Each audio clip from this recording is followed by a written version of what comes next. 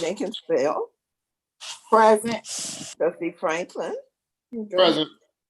trustee Bolden, Present. trustee McMullen, Present. Mayor Rudez. Present. Okay, Mr. Mayor, if we could have those other that are present, village manager, Present. treasurer Ellis, Mercy. attorney Joe Miller, Present.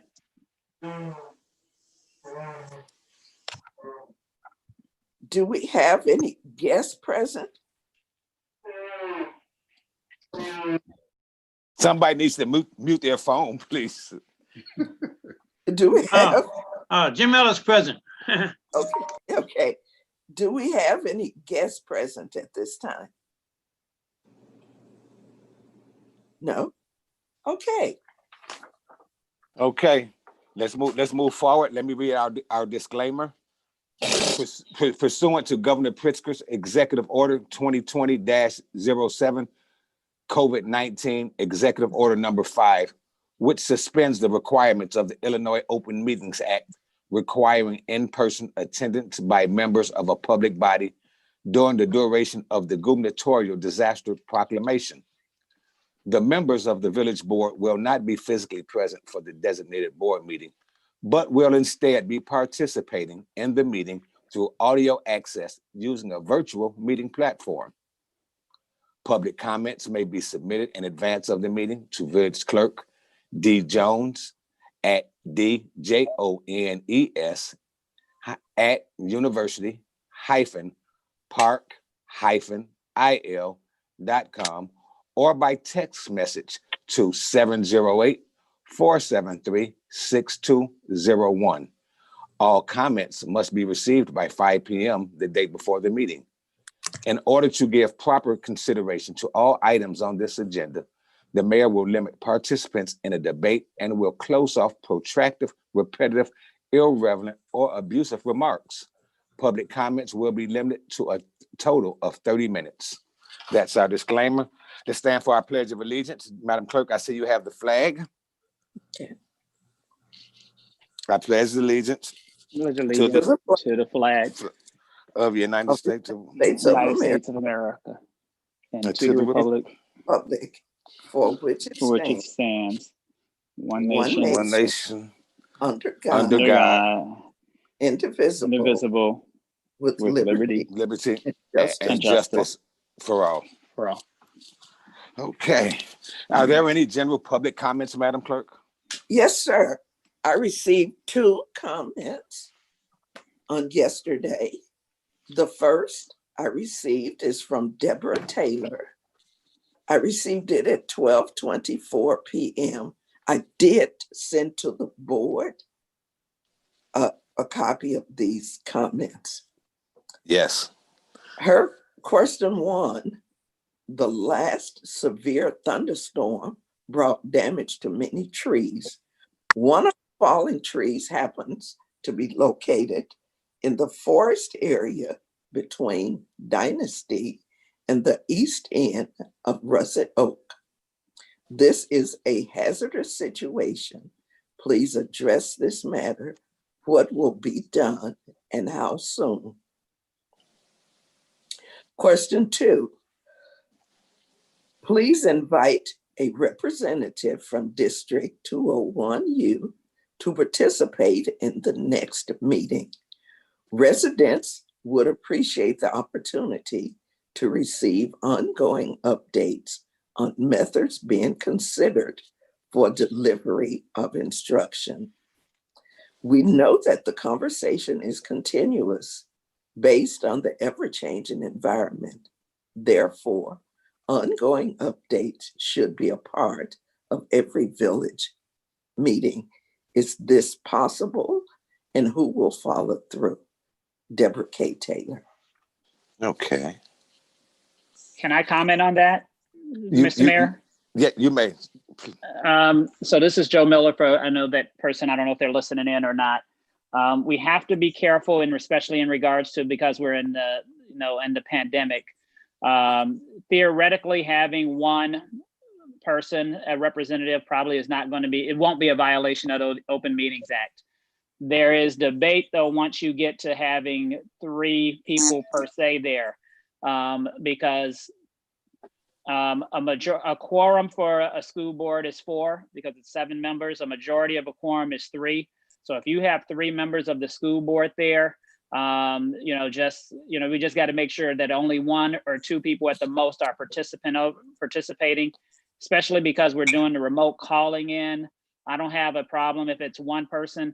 I would be leery about having 2 or more callers in, just because of the way the Open Meetings Act is, and especially with the remote thing. So that would be my only hesitation. I understand exactly where the comment is coming from. I don't know if your school board is having their meetings, if they're doing virtual remote meetings, or how they're doing their meetings. It probably should be things. I do school law as well. I represent a number of school districts as well.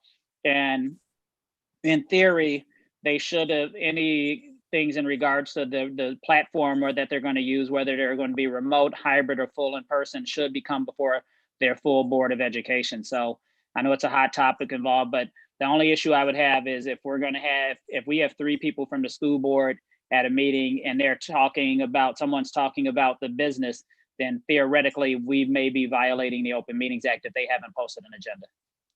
Mayor, can I be recognized? Mayor, can I be recognized? Yes, go ahead. Go ahead, trustee. This question is for the attorney that we have for the village. And I think that she's asking for 1 person to give updates for the school district. And I think it would be appropriate if we have 1 person represent the school district to give them updates on the teaching of the 201U. I think that would be appropriate if we have 1 person. I don't disagree with that, but the problem I've had is I got this at another place where they said, "Oh, let's just have 1 person," and then we had 4 people from the school board there, and whoever's communicating, whoever's going to be that representative from the school board needs to make sure that that's the 1 representative, and we don't have multiple people from the board on listening in and trying to jump in. So I don't disagree with you, trustee. I think maybe the mayor or somebody should reach out, or Madam Village Manager should reach out to the school board so we can have 1 representative and 1 person can represent 201U. I think that would be wonderful. Trustee Bowden there, Madam Clerk. I was go along with Trustee McMullen on that, but my thought process, if we can't do like what the attorney just said, maybe like I said, the village manager could put an update on the website as to what is going on versus them being in person. Just a thought. I don't know how, because all that she's doing is looking for an update. It seems to be an update of what in the instructions. So maybe that's something can be put on the website. Not sure. I'm just asking Ernestine right I now. think too, we need to get to the board because they are their own taxing body.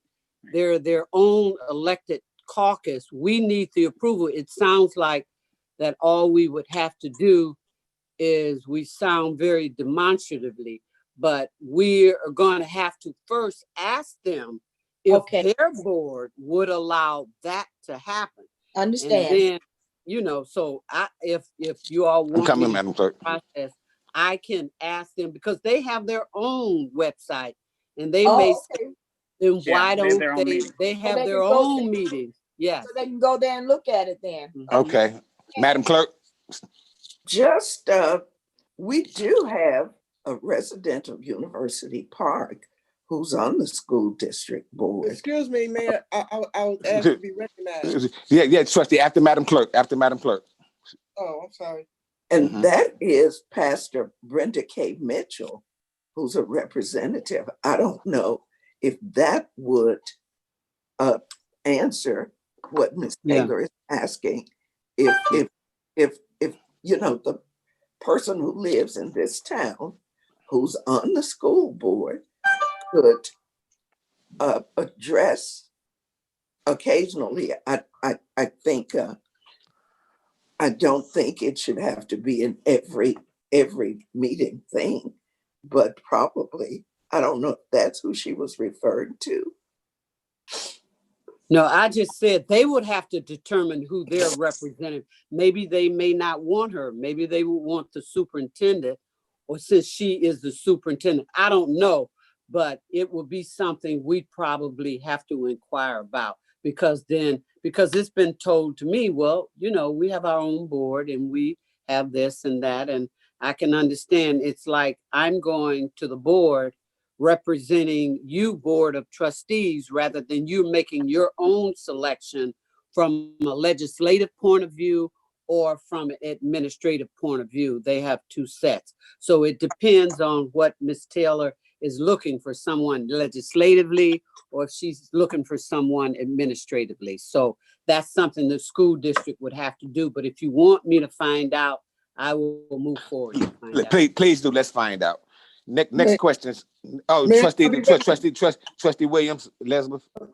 Yes, but first I would like to tell the manager I would like to go with her to District 201U so that we can find out what's that about. My other question, not a question, it's an answer to Deborah Taylor about the trees that were, down in the forest in the back of Russet Oaks. Well, I did contact Public Works, and I took Darrell around and showed him these trees, and he knows where they are. We know they're down, and he said as soon as he get this, what is it, a truck? He's got to get the equipment to take care of the problem. So that's where that is, and if we can speed it up a little bit, it'll be fine. So I did look into that already. So that's a work in progress. Is that what you're saying, Trustee? Yes, I am. All right. Thank you. Next question, Madam Clerk. Does anybody else have any more comment on Mrs. Taylor's questions or requests? If not, next question, Madam Clerk. Thank you. This one is from Donna Dilworth. I received it yesterday at 3:31 p.m. She writes, one of the questions that was read at the town hall meeting asked, when will residents be able to participate in board meetings, discussions in real time while the meeting is taking place? The village manager responded and stated that we will be able to have access during the next board meeting, which is this one, and that it will be web-based, and the village will send out meeting ID and passwords so residents will be able to participate. I was expecting to see it posted, but again, the village manager and board has lied again and will only allow residents to view the meetings live on YouTube. I do not care about watching the board meeting live if I'm unable to participate in the discussion and ask questions in regards to the agenda items during this meeting. How can I send in public comments about agenda items before I'm able to hear the presentation or subject that needs to be discussed? Mayor and trustees, why aren't any of you advocating for us residents to be allowed to participate? What are you afraid of? I know some of you are not researching or even reading your board packets, but it doesn't mean that us residents haven't. If you're not knowledgeable, experienced, or have the education to ask the necessary questions, then stop blocking those that are. Donna Dilworth. Would anybody like to respond? Mayor, yes, it is live, but let me just say that the format, even though this is a forum the way it is, it follows the same kind of format. The only difference is the questions are submitted by a certain time before the meeting, and the difference is the questions in a live session is done at the beginning when they first come into the door. The other thing is Miss Neva had been working on that, and she could probably tell you better than I can, but there have been a lot of blackouts. The last 2 weeks, it has been awful. Microsoft has totally cut down Village's systems. We've been hacked. It's just been a lot going on these last 2 weeks. So we had to do something. So she published it live. No one lied about not doing anything. We did what we could with that. And the point is that, as I said before, there is no difference in the way you get to ask questions. If you were brought on board on this, you still would be put in a what they call a website mode, and you still will not have the ability to come in and interfere while other council members are talking. We investigated this process before we started to develop it, and Ms. Jenkins could come on and exactly tell you this. So YouTube Live was our initial way to do it. Because of so many outages, we barely were able to get that set up. Mayor, can I be recognized? Oh, Trustee. Is there a way that we can work on the comments from the village, the village residents, like the aforementioned Donald Dilworth? Can we work on that now so we can have them for the next meeting, or what? Yeah, Even we've if been it- working on it. We Okay. have been working on it. I'm wondering if Neva could come in and she could just tell what exactly she's done to get to this point. But we've been working on it since the last council meeting. So Mayor, may I be recognized?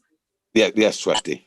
Yes, I had spoke briefly with, well, in detail with the village manager in reference to having a Zoom and opening up the chat and controlling the chat. But if the residents are going to be insulting, that is something that the board should not be tolerating.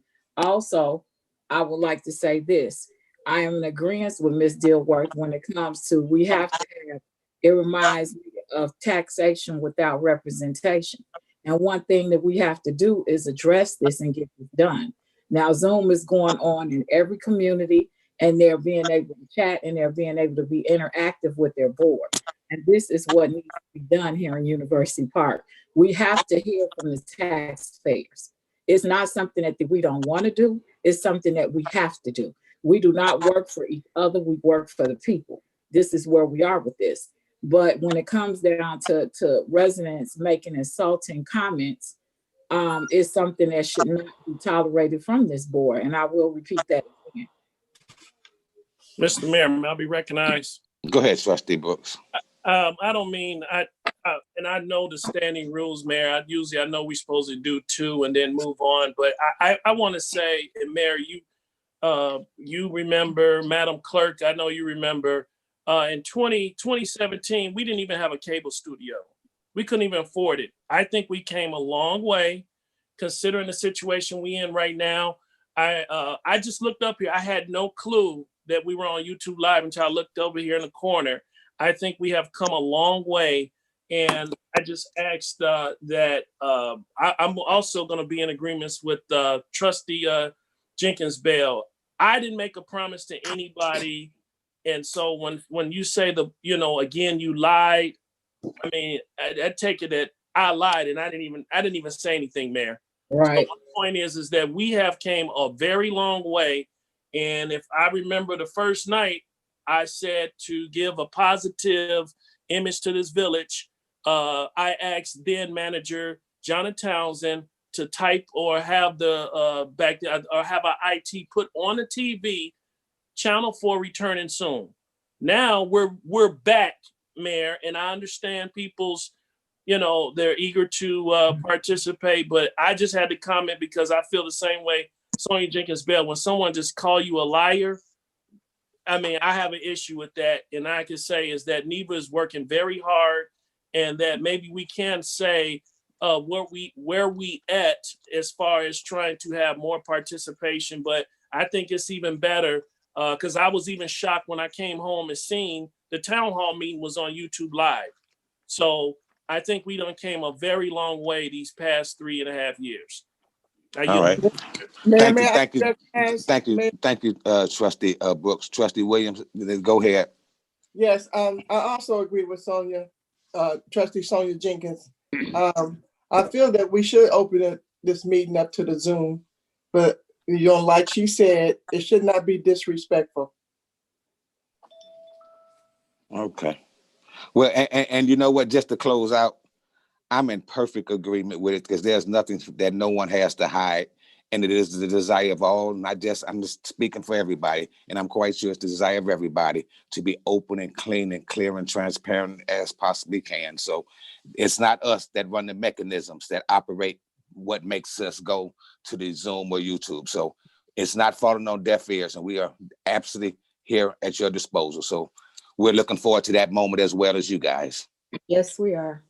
Yeah. Mayor, so far the we have gone from the board meeting is recorded now and is usually up before 1 p.m. the following day on all of our platforms on YouTube, Facebook, and our website. Presently, right now, we are airing YouTube Live. This is the first time this evening. So everyone will not only be able to see it tomorrow, but they'll be able to see it this evening as well as on Channel 4. As far as our residents coming into the meeting, I personally have been looking at different villages, not necessarily the school district, to see the various squares in which the mayor and board of trustees are here, but not necessarily the residents, because it's not really a webinar. So if you did want the residents to come into the meeting, then they would be on screen just as we are right now. So Okay. that would be at the desire of the mayor and board of trustees. Right now, Ms. D and the mayor have put in place regarding the questions to be done the day prior. And that's being done. If I get a question, I forward it to Clerk D. So well, that's fine. That's fine to have interaction with the community and the residents. That's fine with me. No problem whatsoever. Mayor, can I be recognized? Yeah, Trustee McMullen. Yes, sir. Yes.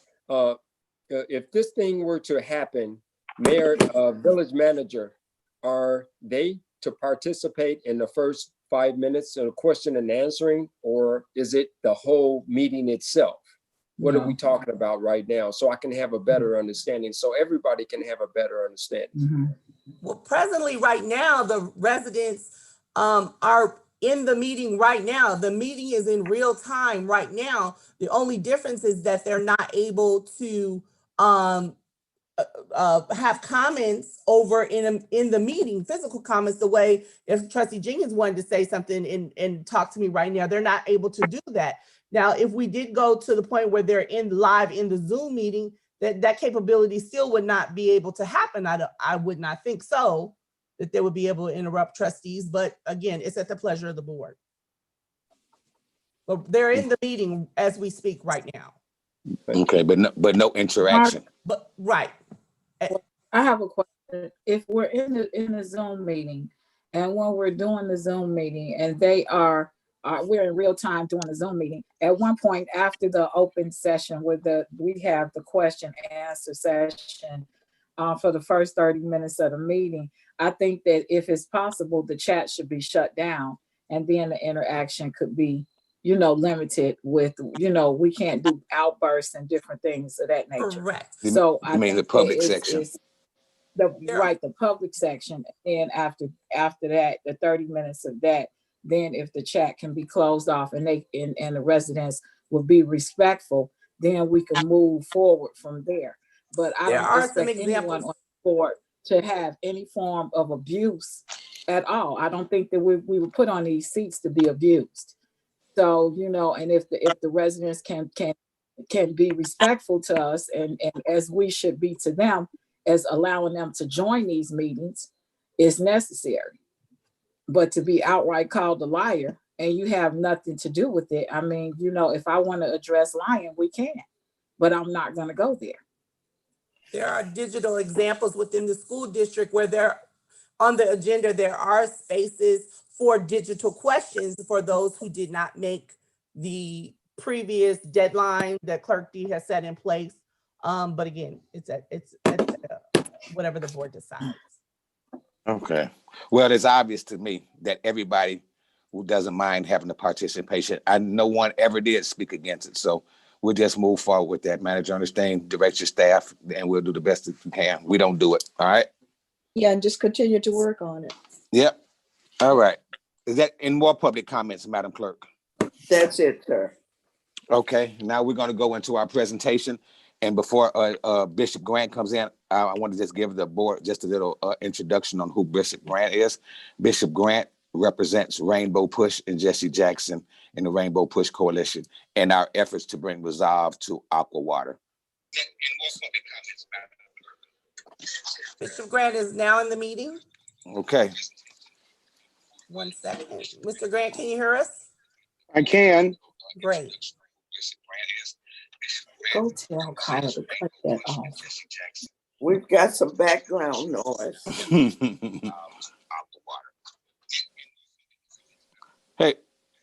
Hey, Bishop. Good evening, sir. Good evening. How are you? I'm fine. Thank you for taking a few minutes out of your busy day to sit down with us. The show is yours, sir.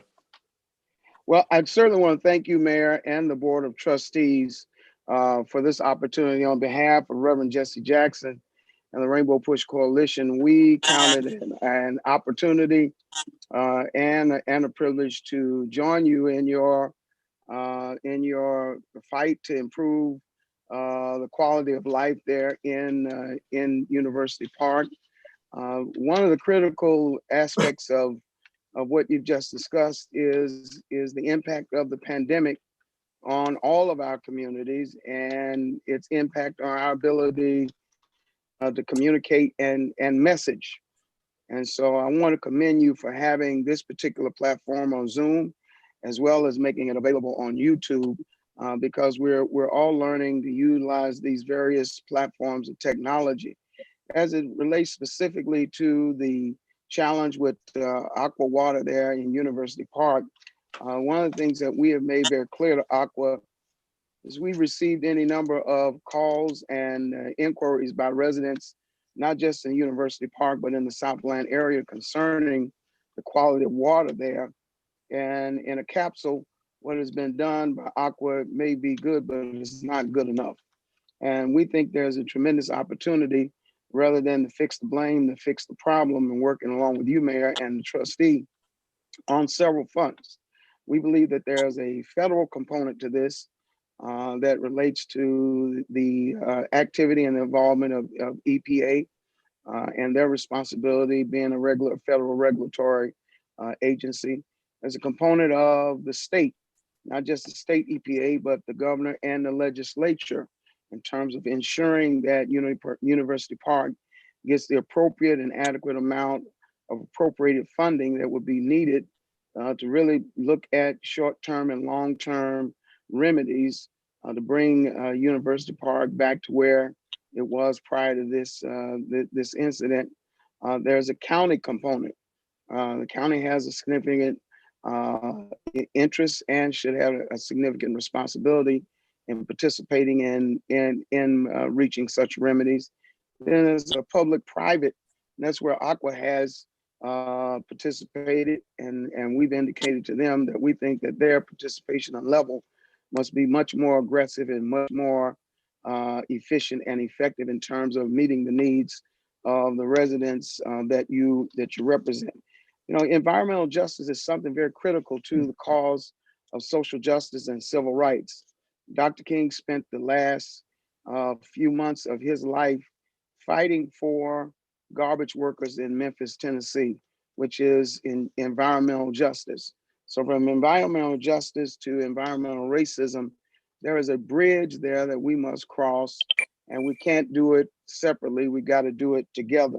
79% of African Americans are more likely to live in an industrial polluted area. In 19 states, African Americans are disproportionately affected in communities where there's high levels of pollution, There are high level of gas and air pollution that brings about asthma and upper respiratory disease, and many of it leads to lifelong illness, if not death. Then African Americans are disproportionately on 1,300 Superfund sites all over America. And so the collateral damage that that is mounted against our communities, where there is the loss of health, which is primary, the loss of jobs, the loss of real estate, and the loss of community in many instances is irreplaceable. What we experienced in Flint, what we've experienced in East Chicago, what we experienced in the Southland with dumping in water, unless there is a collective aggressive action taken, all of these fronts, what usually happens is the casualty of individuals and communities. And so, Mayor, we are looking very forward to meeting with you and your team real soon. And we look forward to expanding this to involve additional stakeholders as we believe this is a fight that we can win. University Park's water problem can be fixed, and it must be fixed. And we need not take another 16 months to get the job done. We can do it more efficiently. We can do it more effectively. And above all else, we can do what's right by the residents that you represent. And so on behalf of Reverend Jesse Jackson and the Rainbow Push Coalition, we again extend our open arms and our open hands and walk in lockstep with you in this fight. We've never lost a fight that we fought, and we don't win unless we fight, and we're in it to win it. Thank you, Mayor. All right. Thank you, Mayor. Mr. Bishop. Any questions? Mayor, can I be recognized, please? Go ahead, Trustee Curtis. I know that you have worked diligently along with Trustee Brooks and Senator Patrick Joyce every week on the phone with Aqua Water. And I thank you, Bishop, for representing us, because we've been trying for the longest to get Aqua to adhere to some of the things, the basic needs of our community. But it seems to me that our needs are not being met. And it seems to me that it's taken quite a long time for this process to take place. So I'm glad that you came aboard, and hopefully you can, with Operation Push, help the mayor and Trustee Brooks and State Senator Patrick Joyce join in and get Aqua to adhere to some of the demands of University Park, because they did it to us. We didn't do it to them. They did it to us. So please, thank you for all of the help that you are going to give our mayor and resolving this matter, because we don't want it to escalate to the point of Flint, Michigan. We want to be able to get fresh drinking water, which is a right for everyone to have fresh drinking water. So that's all we're asking for, is fresh drinking water. That's it. They did it to us. We contracted them to do it and to do it right, but they wanted to shortchange us, and they did it. And so right now, at this point in time, we just want them to adhere to our demands and our ability to have fresh drinking water. Mm-hmm. Well, Trustee, if I might, Mayor, when we had University Park as one of the legacy Black middle class communities in the Southland, many people, and you can track it 40 years, moved to Park Forest South, and that became University Park. When I was in college, I lived in University Park. I know what it was like in the early days. African Americans who moved from Beverly, who moved from Peel Hill, who moved from the west side of Chicago.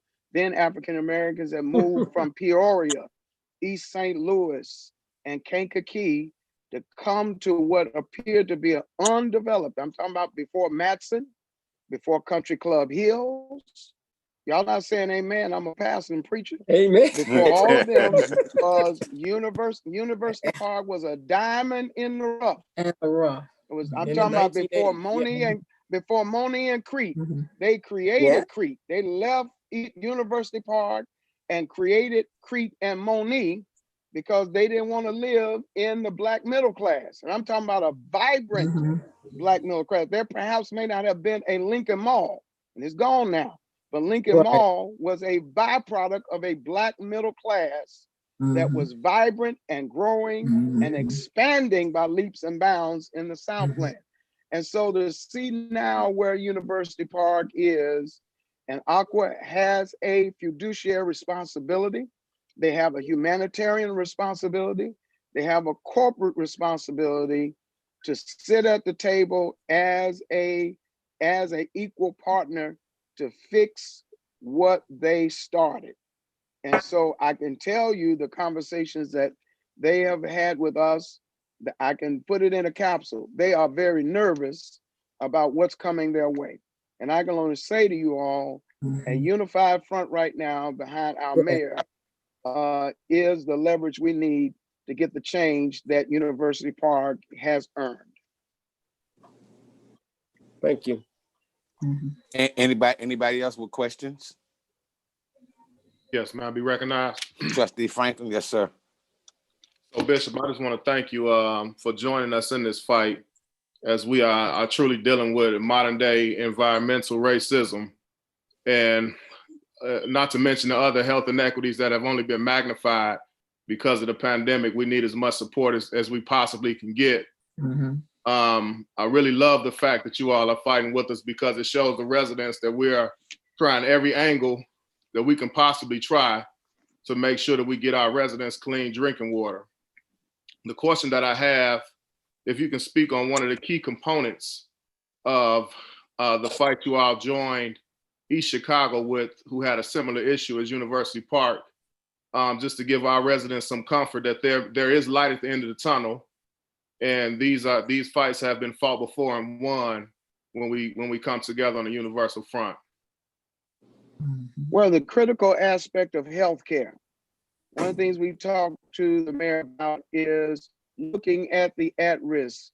And when I talk about a traditional Black middle class, many of them are now living on their pensions. Many of them Mhm. have pre-existing issues, hypertension, diabetes, and Mhm. asthma. Now Mhm. you compound that with COVID-19. And we were very critical with their testing module, for example, their initial testing module, which did not specifically target that population, did not specifically target children who already have asthma, who already have a pre-existing issue that could be transferred to them generationally. And so we think healthcare is a fundamental dynamic that Aqua must invest in, and it must be proactive and preventative. Any amount of lead is too much. Mhm. Any amount of lead is too much. Any amount of lead is too much. And so Amen. we have said to them that their misstep in coming in and try to razzle dazzle people with science, at the end of the day, Black people understand clean water probably better than anybody. And in our meeting, we set a clean glass of water. So this is a clean glass of water. But if the glass is clean and the water is dirty, it doesn't matter about the clean glass. Mama's gonna say the water is dirty. I'm not drinking the water. I'm not cooking with the water. I'm not washing with the water, and I'm not gonna trust where the water came from. That's a Mhm. fundamental value for everybody on this Zoom call. Everybody on the Zoom call was raised with some value of water.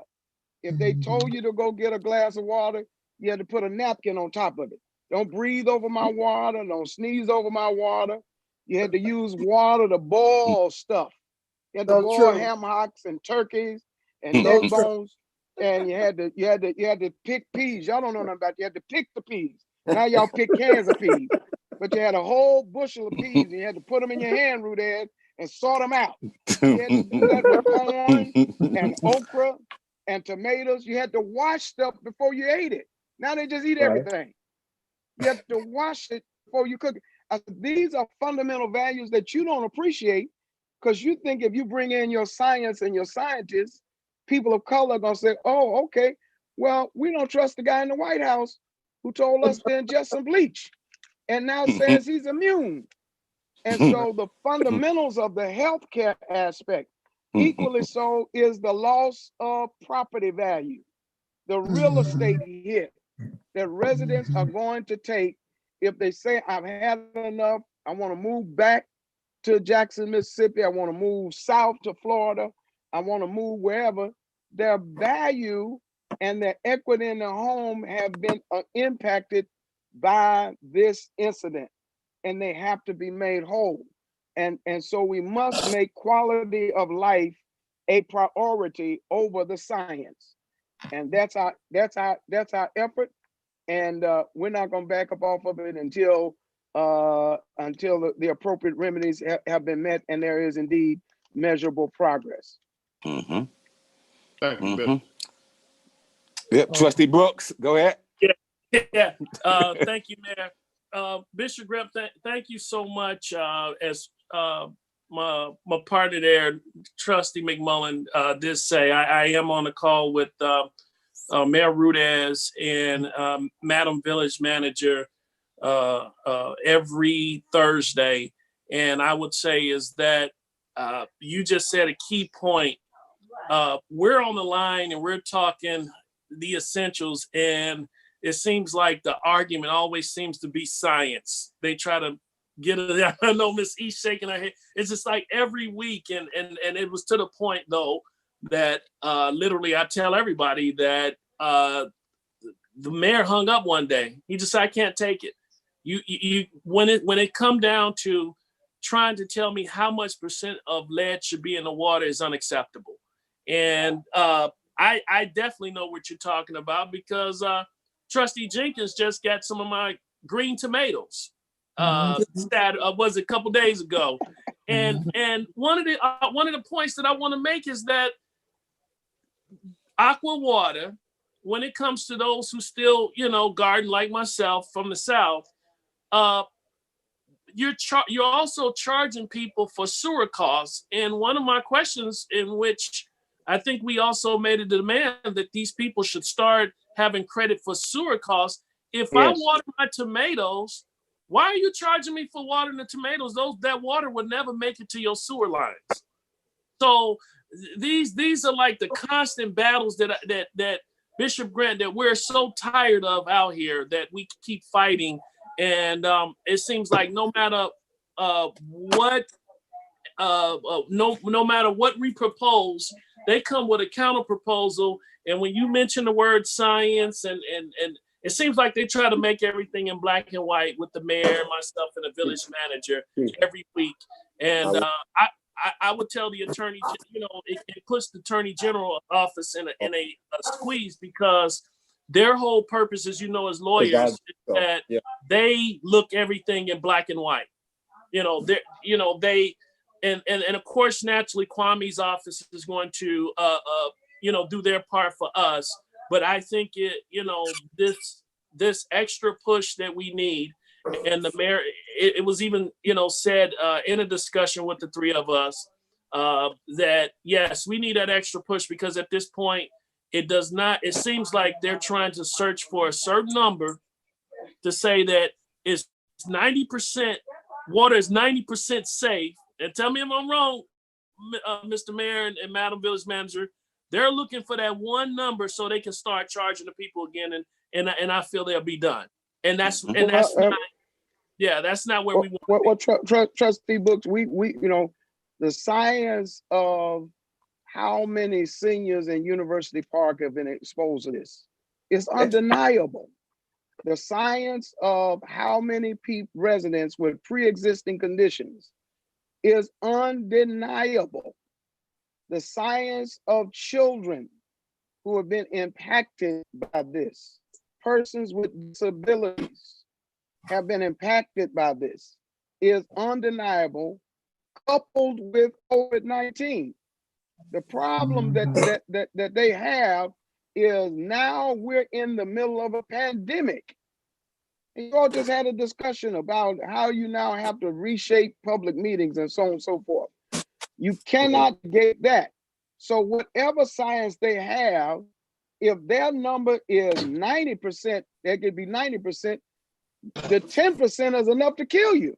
Yes. Yes. Y'all not saying Right. amen again. Yes. Y'all not saying amen. Yes. The Amen. 10% Amen. is enough to kill you. Yes. That's fundamental. And when we've said that to them, then they don't have the science discussion is brought to a close because their science bears witness to that. All of the data on lead comes to this succinct reality. Any amount of lead is detrimental to any person. Now you couple it with any factor, you couple it with poverty, you couple it with inequities in access to resources, starting with healthcare, you couple it with pre-existing conditions, and it's a perfect cocktail that erodes people's, here's science, life expectancy is a science. Yes. Y'all ain't saying amen again. Yeah, but you're right, Bishop. Quality of life is a science.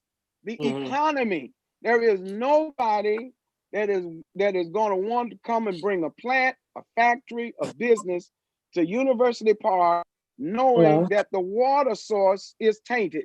Correct. They don't want the liability. They don't want the liability on any level.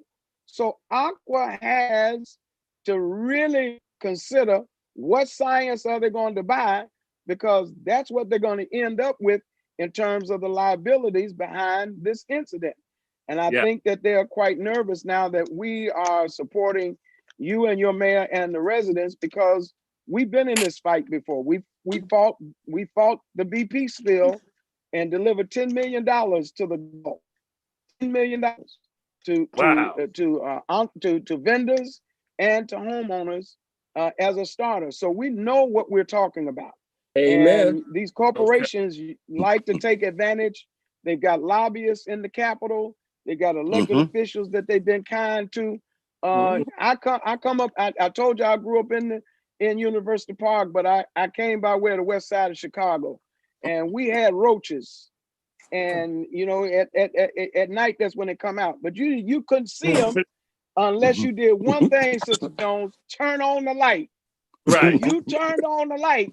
You seen all the roaches, and that's when you could kill them in the light.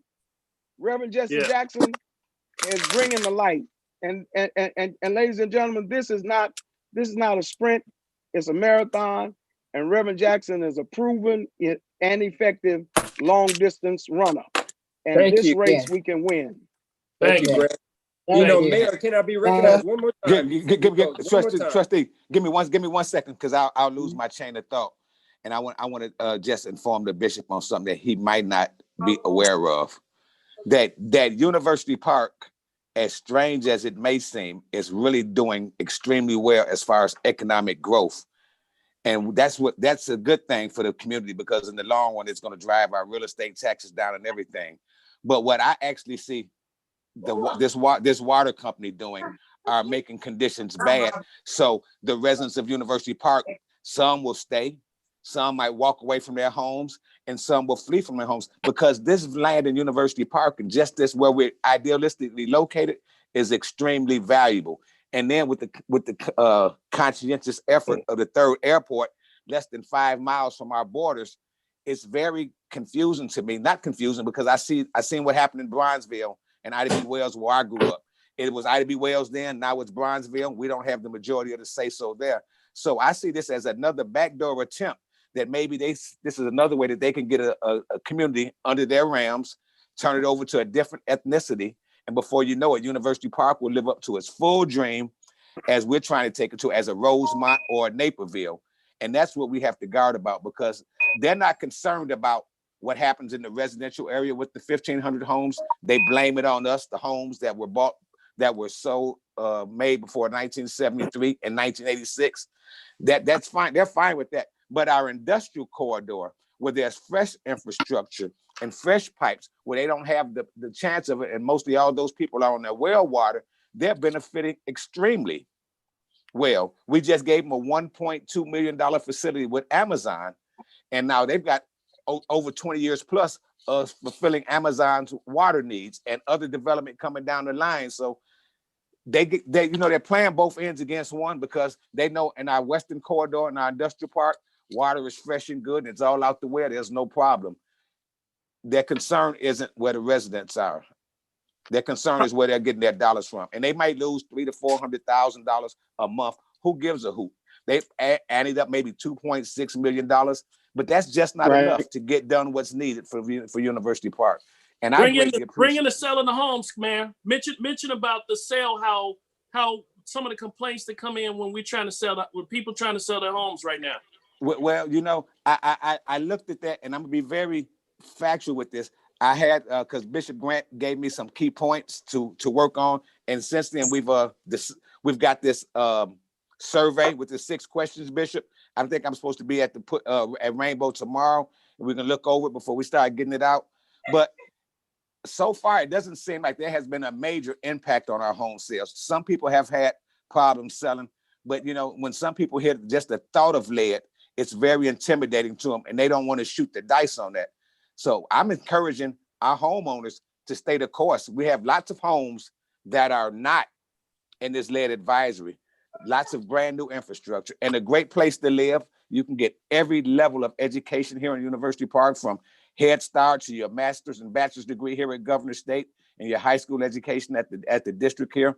Beautiful amenities. We have our own golf course. We have another one on the other side of town, ingress and egress of our I-57 corridor, and the #1 largest industrial park as recently as last week in the state of Illinois. So they see the advantages of serving our industrial park, but the humanitarian effort and the concern and the care about the well-being and the health of our residents is completely unacceptable. So we're putting the pedal to the metal, and thank you guys and Reverend for stepping up to the plate and standing with us in unison as getting this resolved to the problem. It's time for them to come to the table. Okay, Mayor, can I go ahead, Trustee? Go ahead. I'm like Sonia Jenkins Bell when she stated, let's all of us go get a glass of water from Craig Blanchett's house. Let's get a glass of water apiece from Craig's house, and let him know that we are in University Park looking for that fresh water to drink, just like they are. We are looking for fresh water to drink. That's all we want. That's all we want. Thank you. It's a right, and it's a commodity, and we shouldn't give up either. Thank you. Okay. And any other questions for Bishop Grant? All right. Well, Bishop Grant, thank you so much for your time. I'll be talking with you. I'll talk to you in the morning. See you tomorrow. Thank you. Yeah. I appreciate Thank you so very much. Keep up the good work, guys. We appreciate you. Thank you. Thank you. Okay. Our next presentation is Keith Crittenden, American Smiles, long-time lease agreement for the property commonly referred to as Unit 38 and 40 Townsend Drive, University Park. As you all know, that Mr. Crittenden is already a tenant here. Hi, Keith. Hello there, Mayor. How are you, sir? All right. I was introducing you, just giving a little background, but most people here are very aware of who you are and what you do. So welcome to our committee of the whole meeting. The show is yours, sir. Thank you, sir, for having me. All right. It's on you, Keith. I'm sorry. What is it that you'd like me to discuss, sir? Well, I would like you to your intentions. I guess what's on the agenda is your Unit 38 and Unit 40 about expanding. But then we can also, I'm going to touch on another matter after you give your spiel on those additional spaces. Sounds good. Well, I've been in suites 70 and 80 for about 3 years now. I couldn't be more satisfied. I couldn't be more pleased about being part of the University Park community. Everybody's been so welcoming, going back 3.5 years or so ago now when I come in, and it's been a great experience for me. We've gotten to a point where we're running out of a little bit of space, mostly, I think, for storage of supplies. We started a little bit of a mail house business where we're doing mass mailings for customers. So people are hiring us to do mailers for them. And so we're looking at suites 38 and 40. A couple of potentials. First of all, just putting in some storage racks and storing supplies there. We're kind of running out of space for supplies. Number two, we're going to put at least one printer over there and do some of our mass mailing printing. I was thinking about possibly setting up a small meeting room for inter-office meetings, and possibly even a lunchroom for our employees. Right now, there's a very small lunchroom area.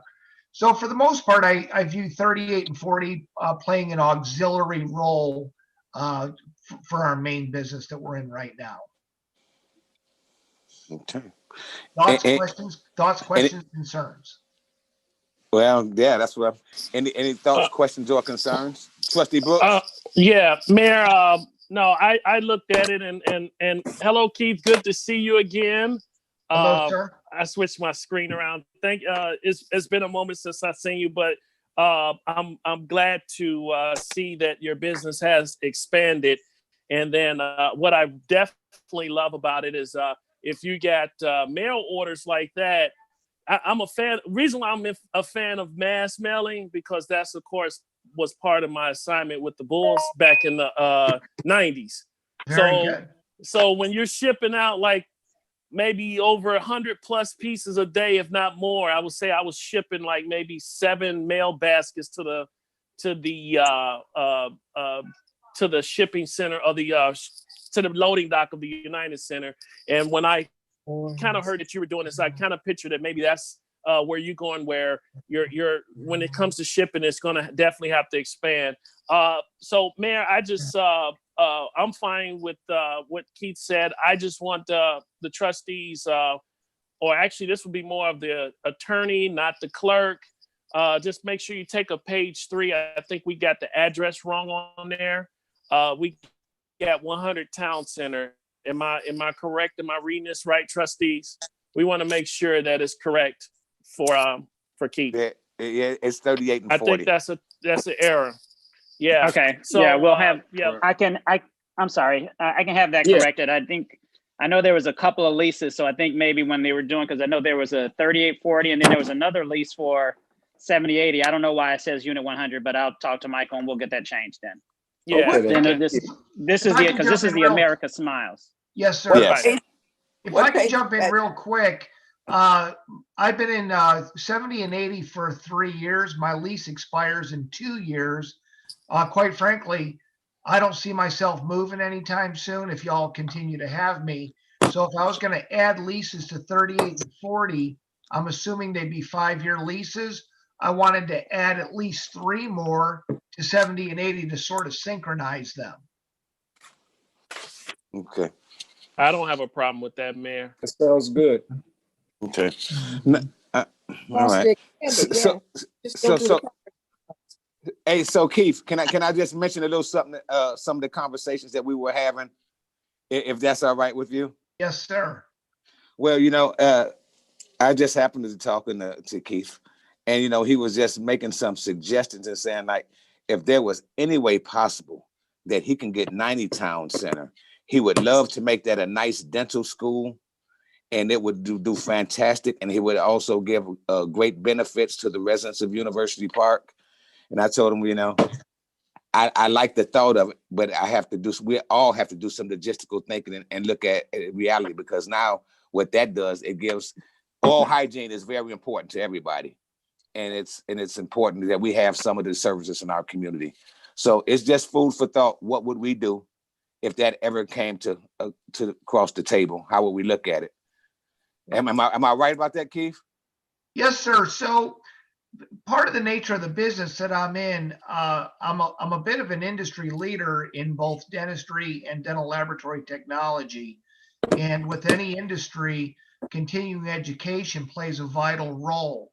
And I do have a history going back to all the way to 1994, playing a role nationally in terms of providing continuing education for dentists.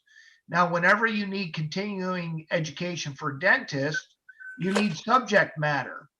And the nature of the continuing education I've always done is pretty much to go on location somewhere and bring a film crew and broadcast live from a place.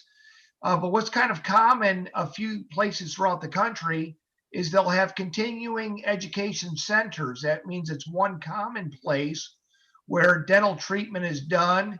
Some dentists will come to watch live. Other dentists will tune in and watch a live broadcast. And my thinking was, of course, I'm the type of guy that I'm always thinking of win-win scenarios. And I want to make it clear, I'm not looking for something free, but I will tell you my plan. My plan is that the village would donate the rental space. I don't need anything free. I don't want anything free, I can assure you. But I would do a build out and build about $250,000 continuing education center. But here's where it gets good. All of our subjects would always be citizens of the community of University Park. They would never pay a dime for their dentistry. So that does not mean the doors are open. Anybody can come for free dentistry. That means we would screen people, find good cases for continuing education. So it's not come one, come all, but we'd select, I want you for our next subject. And we would provide tens of thousands of dollars of free dentistry for people in exchange for them being the free subject matter. So that's just the vision. I like being a forward thinker, and I'm open to starting the dialogue there with the powers that be or whoever would be invested, and see what your thoughts and Mayor, can I be recognized? Yes. It sounds good. Matter of fact, it sounds like we can utilize that forward thinking in our village to build out very successfully. And I think that you putting this in a place will put us in a position that no other village is put in. So I think it would be great for our village. I think it would be great for the residents. And I think we can find another place for the 90 Town Center for us to, whenever this COVID is over with, we can find another place for us to call home, so to speak. So I really think that will do good for the village, to be honest with you. The 90 Town Center will be occupied 100% 24 hours a day, 24 hours a day, 7 days a week. Mm-hmm. Okay. Ma'am, Trustee Brooks. Yeah, I want to just slight little pushback. We have to remember, let's not put the cart before the horse. Let's remember how we ended up in 90 in the first place, because there were individuals that had disabilities, and we were not able to accommodate them at the old village hall. So, before we jump out, let's remember that we still have the obligation, to the residents. So, but yes, I can understand that, we know what we want to do, but let's keep that in the back of our head, because, we had a complaint filed because of that. If I could be recognized for a moment, Go ahead, Keith. just to jump in, actually the space that I had in mind would be the space that's, I'm guessing 4 or 5 doors down from the new restaurant that just reopened, 4 or 5 doors down going to the south, if I'm correct, towards the end. There's like 2 or 3 suites together that are now just kind of a collection bin. So actually, I wasn't envisioning 100 Town Center. I know that that's where the village has their meetings, and I know the 90 Town Center. 90, yeah. Forgive me, I'm so sorry, 90, and where you folks allow people to rent for certain events. I wasn't actually envisioning that. I was envisioning something that's not currently being used, to be honest with you. Oh, okay. Oh, that's a different view then. Yeah. Yes, ma'am. Yeah. I view that 90 Town Center as rather sacred, as appealing as it is to me. And quite frankly, I'd like to have the daycare center. If it was up to me, I'd just grab him by the arm and ease him out somewhere else. But the world don't work that way. Curtis gonna get a bottle thrown at us while we walking down, getting out the building next meeting. We really gonna have to stay on Zoom after that. Well, Keith, you say you're a forward thinker. Well, I'm thinking about building that multi-purpose facility with gyms and city hall chambers and community rooms and everything. And so I'm thinking futuristic as well. Only way I can Right. move forward. Yep. So it's just food for thought. Madam Clerk, go ahead. Good Just, idea. I had a question for Trustee Brooks. What page? Oh, Three. yes, ma'am. That should be page 3. It would be on the original of the ordinance. Let me scoot back, Madam Clerk. No, Page I three. saw it. I It's saw on it, the trustee. second two. I see it. Yeah. You see it? Yeah, it's on. See Yeah, it? Okay. it's in the section to approve of lease agreement. Right. Right. I had changed the other one. That page I missed. Okay. Okay. Thank you. Yeah, Okay. the other ones were fine. Any other questions of Keith? Thank you, Keith. So Yeah, we're good. We're thank you. good. We're good moving forward with this lease on 38 and 40. Yes. Yes, sir. Okay. Yes, sir. I'd like to challenge you folks to think of something else on your own, again, just for conversation purposes. By the way, I want to compliment Mayor Rudez. To be honest with you, I'm not the type of person that picks favors, and I have a very open mind. The previous mayor was very, very, very nice to me.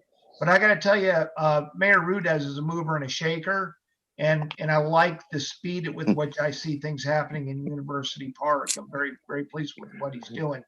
Now, when there was the previous mayor, I actually tried getting into that big grocery store. Long story short, I've got a business it's strictly manufacturing. It's never open to the public. Long story short, it's in Crete. I tried to put it in University Park 4 years ago. Some things fell through, and it's in Crete.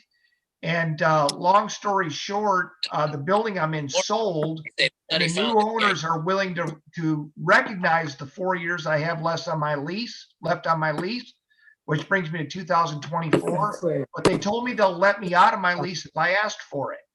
So I so thoroughly enjoy being in University Park and like having everything together.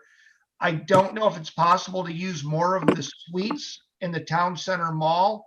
If it's even a good fit for a manufacturing facility. But I just want to let you know that I plan on having dialogue with the mayor, not to be pushy. Quite frankly, if the village says we just don't want that type of manufacturing in our beautiful town center mall, I would respect that. But I want to tell you, I'd like to give you folks first right of refusal, as I'm definitely in the position to move that facility as well. Okay. Well, I guess this is Joe Miller. I guess we'll let you maybe have the conversation with the mayor. It's not on the agenda tonight, so yes, sir. That's we'll see Forgive where me. it goes, and then the board can consider it. Sure. Thank you. I shouldn't have spoken out of line. I appreciate that. All right. Well, thank you, Keith. We'll continue having our conversations. Thank All you. right. The privilege to be affiliated. Congratulations. Thank you. Thank you, folks. Yeah. Have a next one. Mayor, is that the same? I'm just going over the agenda. So this would be 2. Yeah, two that's of them, item right? 5A and 3. Yeah, I was just looking at 5A and 5.2 and 5.3. Okay. And so we're putting both of these. I'm in agreement on both of them being on the next agenda. Yeah. Okay. Yeah, that's all one component, Trustee Brooks. Okay. Right. They're all one. Mm-hmm. So I'm agreeing with that as well. Okay. Okay, the next item. Well, we got somebody else in the waiting room. And so we've got item 5A for discussion and ordinance adopting a policy pertaining to Turn that off, Peter. qualification book-based selection. Who's in the waiting room, man? John Kasparik. Do you want to We need to. can we make a motion just so he can Yeah, because we don't want to have a guest wait and make him stay through the rest of the meeting. Okay, so his item is It's 5A5. So a motion to amend the agenda so that to proceed with the 5A5. Yeah, I'm sorry. No, Make the man, motion. that's he's 5A7. Right. Oh, I'm He's sorry. 5A7. Oh, he's way down there. Let's move him up then. Let's get Mr. Kasparik to go too. Okay. Mayor, if I could make a motion to amend the agenda, I'll make a motion to move 5A7 behind 5A3. Is there a second? Right. Second. Second. Second. I couldn't hear who made the second motion. On you. McMullen. Trustee Bell Jenkins. Motion by Trustee Brooks, second by Trustee Sonia Jenkins Bell. Roll call, Madam Clerk. And this is for a motion to amend the agenda, moving item 5A up to under 5A 3. Correct. Correct. Roll call, Madam Clerk. Trustee Williams, Both aye. Trustee Brooks. Votes aye. Somebody needs to turn their noise. Yeah, I keep hearing like some FaceTime, like somebody's on FaceTime or something.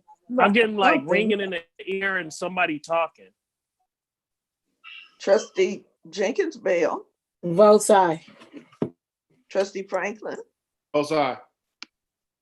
Trustee Bolden, Both sides. Trustee McMullen, Votes aye. and Mayor Rudez. Votes aye. Motion approved. Ms. Neva, you can bring Mr. Kasparic into the room now, please. Okay. For Kasparic is Lauren and Stephanie on the way in. Okay.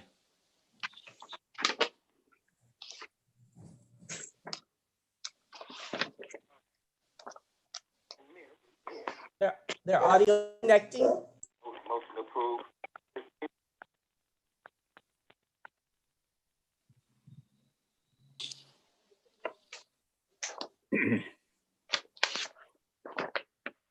They're connecting. 1 second. Hi, Lauren. Hi, Lauren.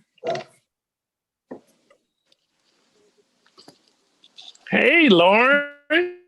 Hey, Lauren, she's on mute. There. There you Hi, go, Lauren. Lauren. You're there. And there's Stephanie. Hi, Stephanie. Hey, Stephanie. Hi, guys. Okay, Hi. hold on. Stephanie, can I How's hear your mic? Stephanie is needing a mic in 2 places. Can you say something, Stephanie? Okay, we can't hear you yet. Hold on. On the wrong mic. You got your phone on? There we go. Now- But now we got. Hi, guys. Okay, hold on. Stephanie, can I hear your mic? Yeah, can you hear me now? Yes. Is needing a mic in 2 places. Can you say something, Stephanie? Yes, I'm here now. Okay, just mute your YouTube meetings, turn your YouTube off, and then it's because it's delayed a little bit. Hold on. There we go. Is that working? That sounds good. You can hear me better now? Yes. Okay. So I haven't met some of you. So I'm Stephanie Blanco. I'm one of the partners at John Kasparic Company and work with Lauren, who most of you do know. So the agenda item today is regarding the closure of some certain old bank accounts. So I just want to introduce myself. I'll let Lauren go over the memo for you and then see if you guys have any questions. Go ahead, Lauren.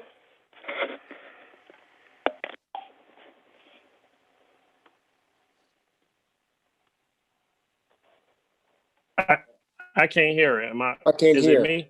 Can't hear you. I can't hear. That's everybody. That's everyone. Yeah. You can't hear Lauren? No, we can't. Cannot. Lauren, hit *6. Try *6 if you're on a phone. Oh, she's on her computer. I have the phone audio playing, so I just... Okay. We still can't hear Lauren. She's trying to fix it. Mhm.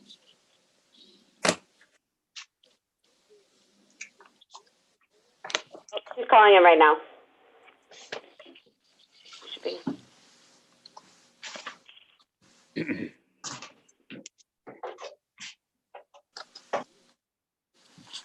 You'll probably see an 815 number come up to call in. That's her. Okay, not yet. Looks like she's looking up the code. You know your partner, don't you? I do. Mhm.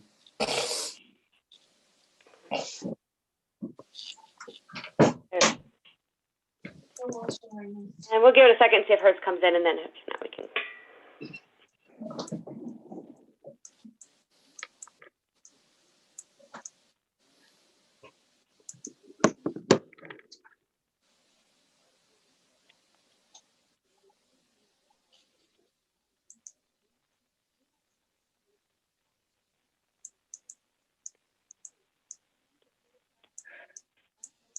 Any luck?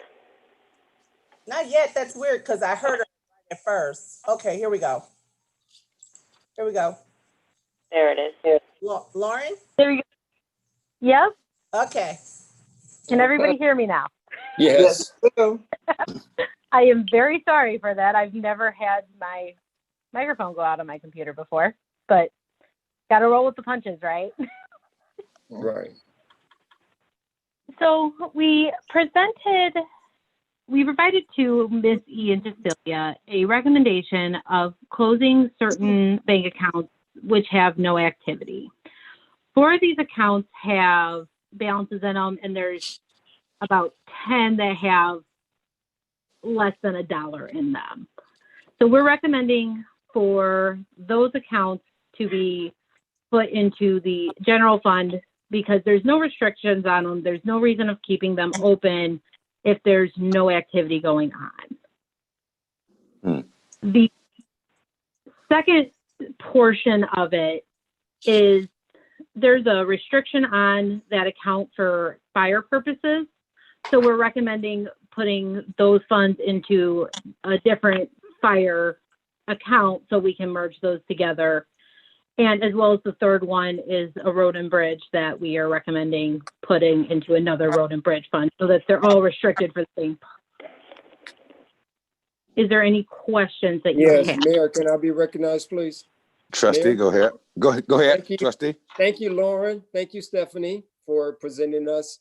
And we actually went over this in our last administration. If I'm not mistaken, Miss Trustee Williams and Brooks, we were gifted 84 accounts that were on University Park's ledger that we had to address when we first came to office. How did we get 84 accounts? I do not know. I didn't do it. You didn't do it. Brooks didn't do it. Williams didn't do it. But I thought that since we had late nights, we covered ourselves by closing those 84 accounts. That how did we get 15 more accounts? How did we get these accounts that came up? And if we covered them before? Where they come from? Yeah, they come from. Well, If my memory serves, we took care of that. I'm almost sure of it. How did we get 15 more? That's going back on. Or was this a part of the original group? And it wasn't. I don't think so. We took care of it. When was the original Am I right, group? Trustee Williams? Am I right, Trustee Brooks? Yes, you are. When was the original merger of the accounts done?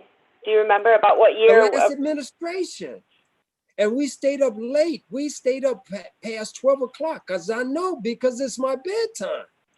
I know too. Every time we covered this and we covered it well, we had astute trustees on the board at that time, and we took care of the 84 accounts that we were gifted when we came to office. We took care of that. Why is it so that we have to close 15 more? And where did they come in at? Are these new accounts or existing accounts?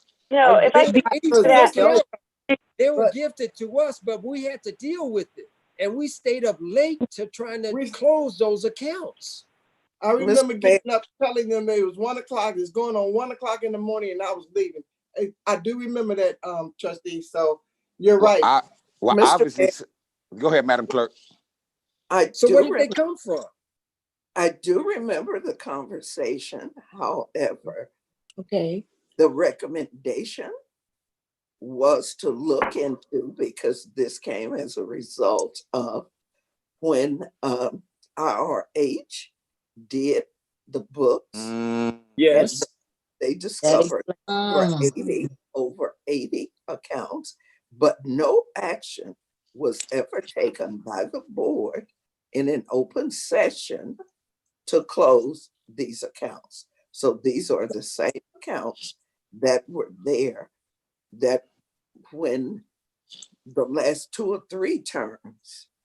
We're going to make sure they're closed now. Because so they were never, help me out on this one right now. Closed? If I do believe we took care of it, help me out, Brooks. There was no action ever taken by the board to close those accounts. It was just a discussion then, Clerk? That's No, I correct. think we covered them already. I Wow. know that trustee Wait, Payton and wait. trustee Transferred. We But we were these counts could, we were in executive session. these counts could Okay. not still be in existence if they were eliminated. Right. Right, Right. these still exist. There are still getting statements for Yeah. these accounts that exist.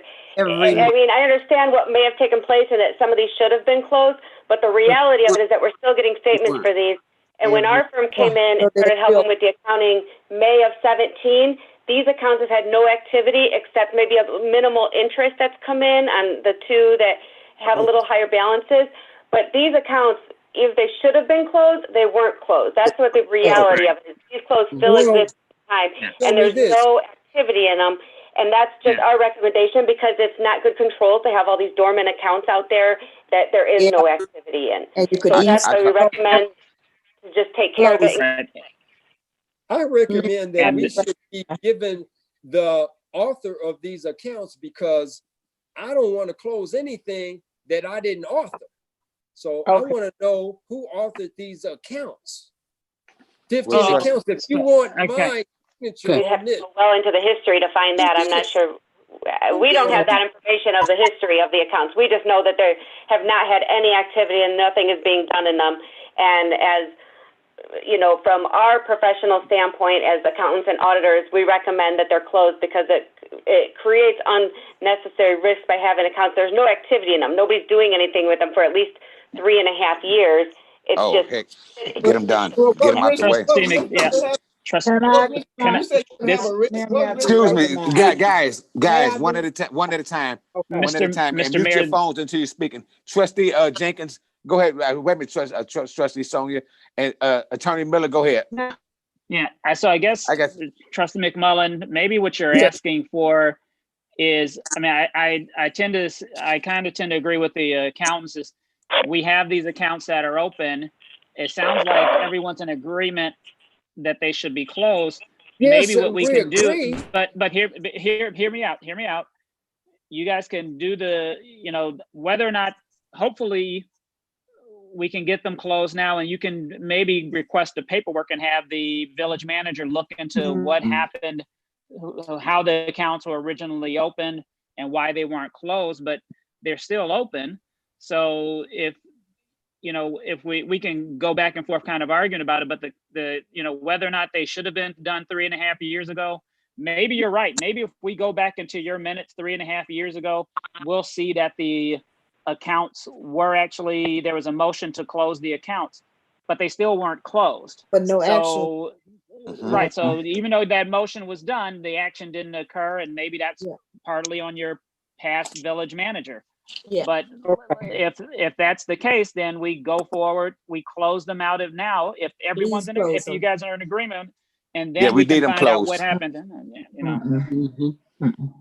Because it Yeah. sounds like you think that there was a motion made to close them, and there Yes. probably was. You've never been wrong about this stuff in the last couple of years I've been at your meetings.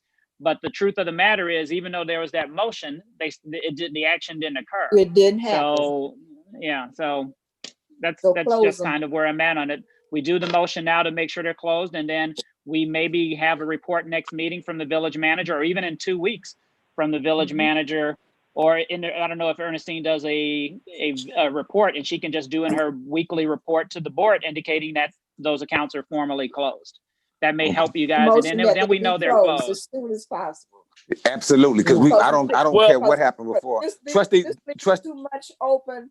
I mean, this leaves those the are opportunity for Wait, stuff. excuse me. Trustee Jenkins. I'm sorry. Go Okay. ahead. Now, my question is that if Trustee McMullen said it was 84 accounts open, a motion was not made. A motion according to the clerk was not made to close the 84 accounts. Why is it just 15 accounts and not 84? So obviously some of the accounts were closed and some of them were left open. So what we need to do, and this is just what I think we need to do, is why would we close them until we have all of the documentation that we need prior to, so we'll know the history of the accounts. So it doesn't make sense to close something we don't know about, then come back and revisit it. I don't get that. So No, my thing is that if it was 84 of them, and they went to they were done as executive session, and nothing was done with the 84, why is it just 15 open and not 84? No. So when somebody closed 84 somewhere, some of the 84. So Trustee, that's not what I'm saying, though. I'm sorry, Trustee. No, I apologize for interrupting.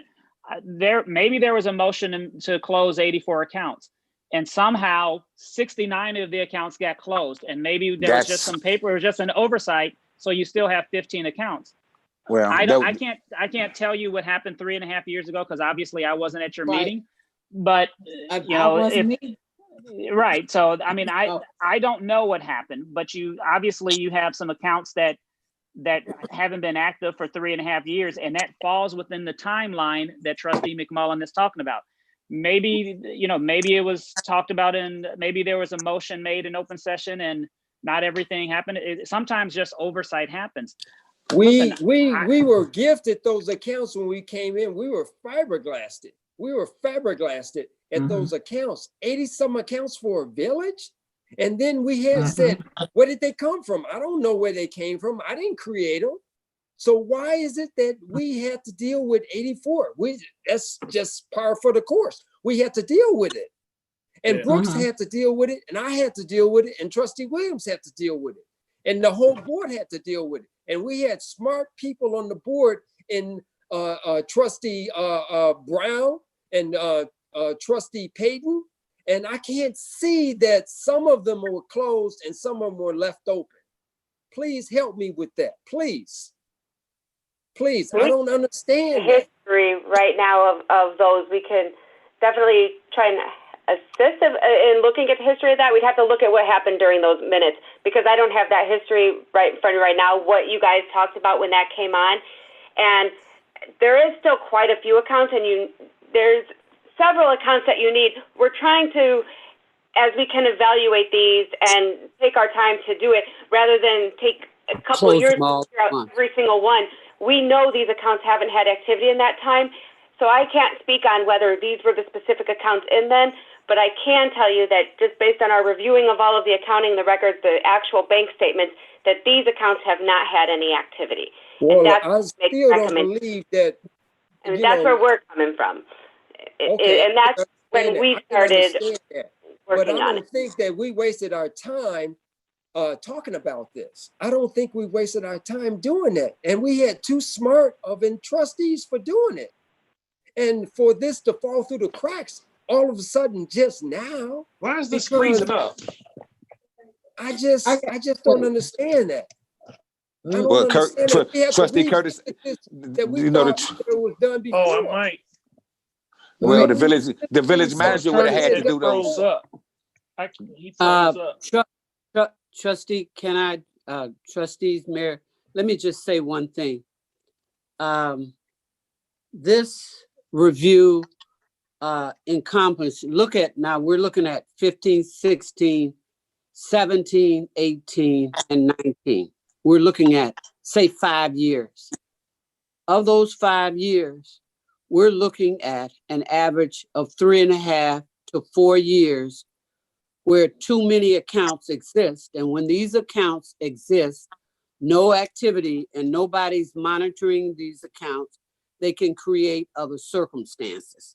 So what we decided to do is look at all these accounts where no money, less than $1, and normally when it's less than $1, they close them. It's not a part of a reporting process.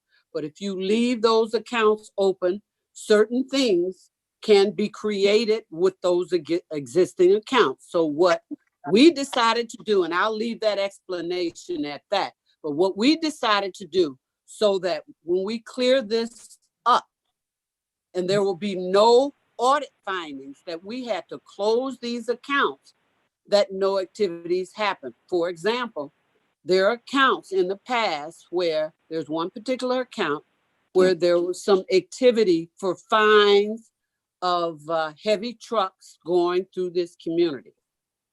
Then there was a time, they didn't have staff on board with the proper scale and equipment and certified persons to do that. Possibly no dollars were generated in this account. Rather, what has happened is those dollars have been redirected into general fund. And as a result, these accounts remained open, no activity. I said, basically, rather than to just leave all these accounts dormant, we don't use it 3 years plus, even up to 4 years. Let's close them out. It's been proven. If you don't need an account for 3 to 4 years, then that account shouldn't be on book. It should not be. That's what I thought we did by staying there late nights. That's what I thought we did. Now we'll look back, but these particular accounts, it didn't happen when you were here because they didn't show. Maybe they missed it, but nothing happened with these accounts. So what we'll go back and do, and we'll work with the clerk on this. If she took the minutes in those executive sessions, she should be able to basically tell us, but based on what we have, there has not been any activity on attempting to close these accounts, trustee. None. Madam Clerk, one second, Trustee Brooks. Wait a minute, we got Madam Clerk. Go ahead, Madam Clerk, near Trustee Jenkins Bell. I was just going to repeat what I said earlier. I do remember the conversations and the discussions in closed session. However, I'm almost 100% sure that no action was brought before the board, no legislation was brought before the board to change those accounts, to close those accounts. The only action, as I remember, was prior to 2017, was to transfer the funds from Old Plank Bank to Midland Bank. But I will double check that tomorrow, but I'm almost 100% sure that. So what happened? So why a couple got closed and a couple didn't? Why was it initiated? Which ones got closed? I don't remember. The ones that we voted on right now that didn't get closed. Why didn't they get closed like the other ones got closed? The others didn't. Trustee McMullen, as I understand it, we still it was 80 plus. It was north of 80. May I finish? We had more than 80 accounts. Yes. These were just a portion of the accounts that they're asking to close. We will still have over 50 or 60 accounts, if my math is correct, right?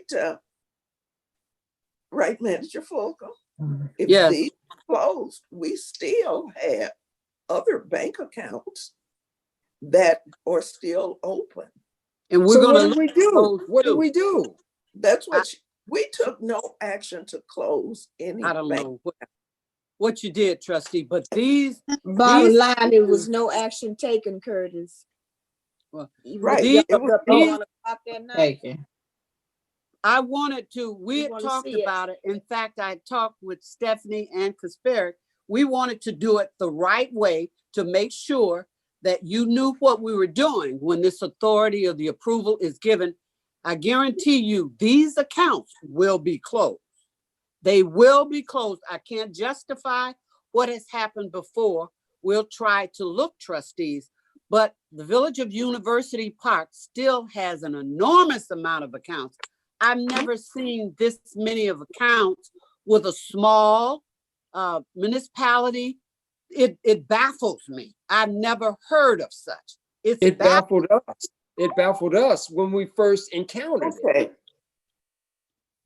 So I'm just surprised we didn't do anything. I'm surprised we didn't do anything. I'm surprised. Because nobody did a follow-up on it to see if it was done. That village may I ask a question? Follow-up. Trustee Jenkins, Trustee My Bell. question is No, we where followed is my question is this? We followed up. Is what role does at that time, not this treasurer, but what role would the treasurer okay with making sure that these accounts were closed out? That's my question.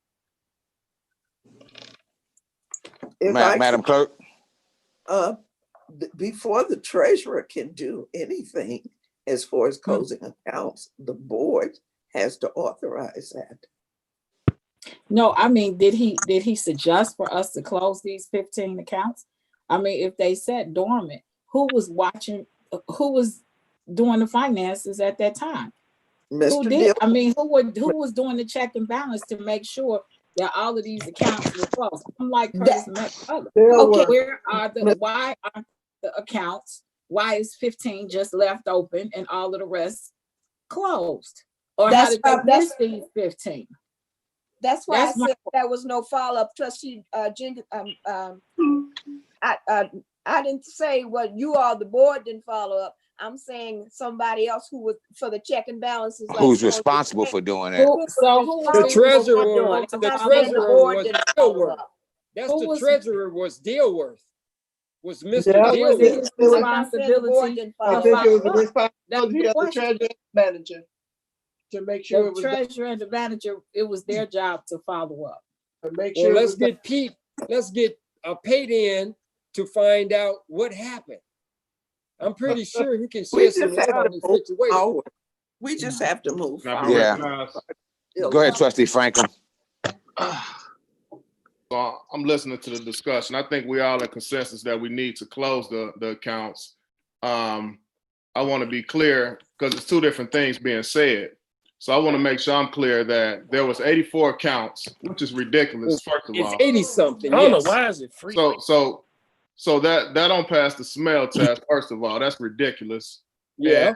And the idea that a village this small would have that many accounts just it don't make sense. So I want to say as we go through these audits, I want to suggest that we make sure we're putting things in place to that investigations do take place. But when we find people that were doing corrupt things in the past, we have a responsibility to still hold them accountable. So that's the first thing I want to say. Secondly, I would like to bring clarity to the two things that I'm hearing. So on one end, I'm hearing that there were 84, and at this point, we're closing 15 of the 84. And then on the other hand, I'm hearing that it was 84 and there's only 15 left. I think the fact is that there was 84 and right now we're voting to close, or we're putting together to close 15 of the 84. So my question is, how did this 15 become the first priority to be closed? Is there some type of system or science behind why we chose these 15 to close first? Number one is the trustee. I don't mean to interrupt, but I'm gonna answer that. That's okay. The reason why those were chosen primarily is because the amount of monies remaining in the accounts and the length of time with those nominal figures. Why was it necessary to leave those accounts existing? 50 cents, $1, $2. Why would you leave those accounts open on the books when there has not been any activity? So we're trying to get rid of the small one. This process is not over, but this is how we began to get started. Since there were 84 accounts, and that sounds ridiculous to everybody within the realm of my voice. It sounds ridiculous for a village. So have there been any activity on those accounts at all? That's what I want to know. Has there been any activity on those accounts? Yep. The only activity that we've seen since we started doing the bank recs in May of 2017 is maybe minimal interest. That is the only transactions we've seen in there. And I mean, I would be talking very minimal over the 3 years of some of all the interest that was collected. Another question. With that being said, I understand the importance of closing the accounts and getting rid of them, and starting the process of moving forward and taking a stronger look at what was going on with the accounts. Why hasn't documentation been given to us in reference to the no activity part? We need to see something that says and shows us that there was no activity in the accounts before we make this decision. So, I don't want to make a decision on hearsay. I need to make a decision on what it is that I'm seeing so I can make an informative decision. So that's where I'm at. So it's not that I'm against closing the accounts. It's just that I need to see that there was no activity in the accounts, and we can move from there. Well, the good thing, this is Joe Miller. Let me say something, Village.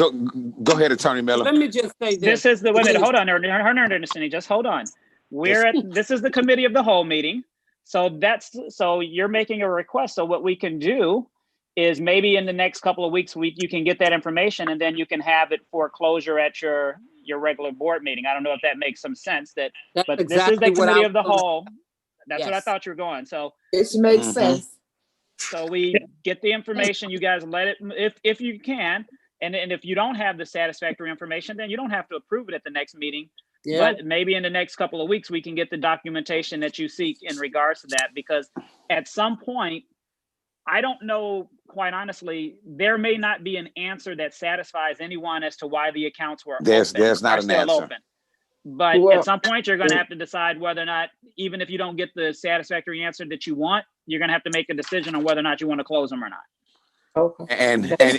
And one thing to add to that, we do not need to have any pass-through accounts with 50 cents and a dollar, because that's the only thing it is. It's a pass-through account.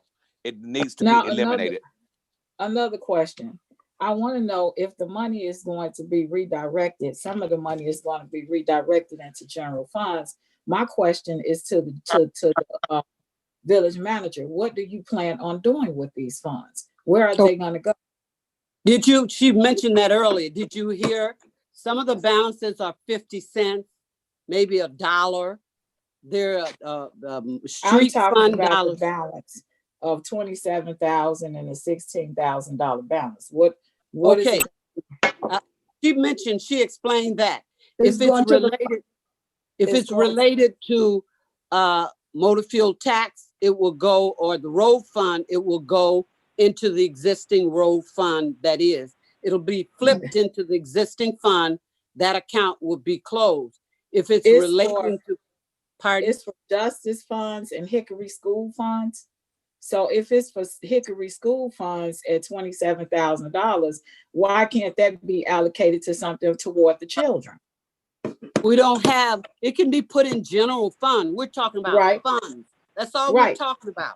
Funds. That's all we're talking. We're not talking about allocations. We're talking about generate. So we go into general fund. What do you plan on doing with it? We need to know, what do you plan on doing with the, is it a plan for it after this is done? When it goes into general funds, we're going to help deal with salaries to meet these payrolls. That's all we can do. That's all we can do. So now you know that I'm not in agreement with that, and our children have nothing. So now we're gonna have to have some hard discussions, and it's not meant to have them right now today. Yeah, but trustee, that's a budget. That's a budgetary issue. I know, but we'll wait. Right. Okay. Because the money that's going in the general fund, more than likely, it's going to be used to help with payroll, because we're at the point that that's what we've been requesting in the past from the board, to deal with TIF dollars to meet primarily payroll. So I'm just going to be honest with you. And trustee, I may be able to connect some of the dots now, because you said something, village manager said something that kind of jogged something for me. And I had this happen before at another governmental entity. Sometimes for these, if you have some accounts with 50 cents or a dollar or something like that, I bet I know what happened, because I had this happen at another local governmental entity. With some of the banks, even if you go to close the account, if they don't have a formal resolution approved by the board, they'll keep the account open. So that means that probably what happened, and I'm speculating here because I was not there, but what I bet happened is that the village manager paid, or whoever, maybe the other treasurer, went to close the accounts. But if they were never formally presented with that resolution from the corporate authorities, meaning the board, they actually kept the account open. So that is, because I had that happen before at another entity. I don't have the information on how much on the accounts, but that is very possible what has occurred here. Stephanie, please explain that for me, please, about the resolution, because I asked about that as well. Right, because the bank is going to want something formal to be able to close the account. They'll let you withdraw all the funds, but they won't formally close the account. So that account will still just sit there with $0 in it, which several of these accounts have $0 in them and have had several for years. But whereas with a personal account, if it sits dormant and there's no activity for a certain amount of time, the bank will usually just close it automatically. You see that after 6 months or a year, they'll close the activity if there's no account. For a governmental account, they will not do that. They have to wait until they have that formal resolution and all the proper documents from the government to close it. So we have seen that too in the past where, they'll just sit there until they get that final paperwork. So that is likely that could have happened with some of those accounts. Man, can I be recognized? I was playing with the treasurer's grandson. Trustee Brooks. Okay. Trustee Brooks. He done made me forget he's so cute. Jim, you have a great grandson. I forgot. What was I gonna say? Okay. Yes, let's go back to where I was, where Trustee McMullen was saying. Yes, I do remember that there were about 80 accounts. It was the previous treasurer who had told us about it. It was addressed also. Madam Clerk is correct. It was an issue that indeed we did talk about, and it was supposed to be a situation that we're taking care of. I'm just trying to be a little light on this because I don't want to raise nobody hair on the back of their neck, because I do want to say that the truck enforcement, the Midland account that has $0 in there, one thing that I disagreed that was being done was that truck enforcement money was supposed to go into the account. And we can't sit here and say that truck enforcement is not happening, because I just got an email, 2 emails, in fact, of truckers who they were about $700 and some that they want to pay the village. Half of that money is supposed to, in which there will be the village manager and 50-50. Yes, it's supposed to be 50-50. And I do see 0 here. So at least I say with the trustees, we have just purchased 4 pickup trucks in which they will be able to haul those scales. So maybe and actually, let me make this on top. When we brought in John Kasparic, and Lauren is great, her crew, they are great. So let me say this, I will never question, that's the purpose of them, to bring things like this to our light and us to make decisions. That was the purpose of bringing them in here. And I think we're being transparent about that. So I will say, trustees, that in this situation with the truck enforcement, I disagree about that, because I really feel that revenue has to start coming into the police department like it should. It should not all go into general funds. Okay. I'm with also Trustee Jenkins Bell. I see a Hickory School Fund, Illinois funds account, $27,009. I know we're probably switching that money somewhere. Where are we going to switch it? I do agree with Trustee Jenkins Bell on that one. If we have that account, what was it for? Because I'm a little lost on that one, because don't we have Coretta Scott King now? Hickory School is Coretta Scott King now, if I'm not mistaken, right? Or, yeah, yes. Okay. Yes, I used to teach at Hickory. Yeah, so it definitely has to be old. This Justin's Fund Midland account, $16,000. I think we need to question what was the purpose of that and how long has that account been open. Everything else, I think, is kind of self-explanatory. The 1998 Bond Project Fund, 6 cents inside there. The IRMF Fund, only 44 cents in that one. The Social Security Fund, only 46 cents in that one. The Working Cash Fund, only 2 cents in that one. And the rest of them, in which we need to question, because why do we want to keep it open? We have the Hickory Fund Midland account, but then at the top we have the Hickory School Fund at 27. So apparently Kasparic Group has found something that in which, Mayor, you just got through saying look forward. So I mean, I'm not going to question what went on back then. All we can do as a board is take care of the situation now. But I'm with Curtis. I do remember we did talk about this. And if something didn't happen, it was because somebody didn't follow up. But the previous treasurer made it very clear, and he also made a lot of noise about it. That's what took us to this next level that we went into executive session. TIF 2, we got a TIF 2 industrial fund. That's $0. If I'm not mistaken, Madam Village Manager, isn't that TIF is closed, right? It has to officially close. That's what it has to officially close. Yeah. Okay. It's not officially closed on the books. Okay. So we are looking at a lot, and I think discussion needs to be here. And I'm with Trustee Jenkins Bell on this one. If we're gonna be closing out the Hickory, I'm with Trustee McMullen on finding out the activity. And look, I'm just holding the line because we all know what's coming up next. So I know what you're gonna say, Mr. Miller, because it's my turn. Because I want to know, I want to see bank statements.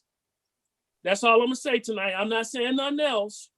But if this is one of the reasons why I was making these requests, only to just make it transparent. But if it's just something that in my eyes, that is something that was overlooked, that if we can, Madam Village Manager, if we can go back as far as we can, find out what was the Justice Fund set up for, 16,000, and then the Hickory School Fund, what was that? Because I'm just talking about those are two substantial amount of money that would be going to general fund. What we gonna do it for? And Trustee Jenkins Bell has a good point. If something was supposed to be allocated to the school, we need to put it into someone that deal with our kids, especially with them being out right now. And I'll just add one thing. Go ahead, Stephanie. Laura may have more. With these accounts, what we have found through both our reviewing of these accounts and in working with the auditors that were doing their audit, that these funds were not restricted. Sometimes funds get put into an account for a purpose and they're not taken out of that account to spend the purpose, but the monies were spent from a different account. This happens all the time when we're paying from one account and not the other. But regardless of that, these monies right now are just sitting in these bank accounts that the village already has that are funds that are there. It's not new funds that are coming in to decide what to do with. Whether they're in this account or they're in the general account, the village still has the money and has to make the determination on how to spend those dollars that they have, as it said, through the budgeting process and what you're going to do with those funds. But this money's still just been sitting there. So if it's going to be used for a purpose, it can still be used for that purpose. The board has the right to assign these funds, say, okay, we're going to put these to the general fund, but we're going to assign them to, internally with the board is going to assign them and say, we're going to put these aside in the general fund. We don't want them spent yet until we make that decision. But we can still do that internally in the books with different account codings, even though they're not in a separate bank account. So closing these bank accounts doesn't mean that this money is going to be going out the door. It just means it's going to go into another account so we can get better controls on how many accounts the village has out there. So that money can still sit there, and you can make a decision to close these accounts, but put a hold on those funds internally until the board makes a decision on how to spend those dollars. Madam Village Manager, what is CDAP fund? What does that mean? CDAP. You know what that one was, Brian? Yeah. I believe that one I came across it because I've asked that question a couple times because it's always just that with $120 in it. Right. But let me, before Lauren's going to address the other two accounts, but I want to point out one more thing too. With these accounts that are $0, what the village has to look at is, well, when we're going through that and when we're looking at these, we didn't do much research on an account that had $180 in it that hasn't been used, that we can see it hasn't been used in 4 years.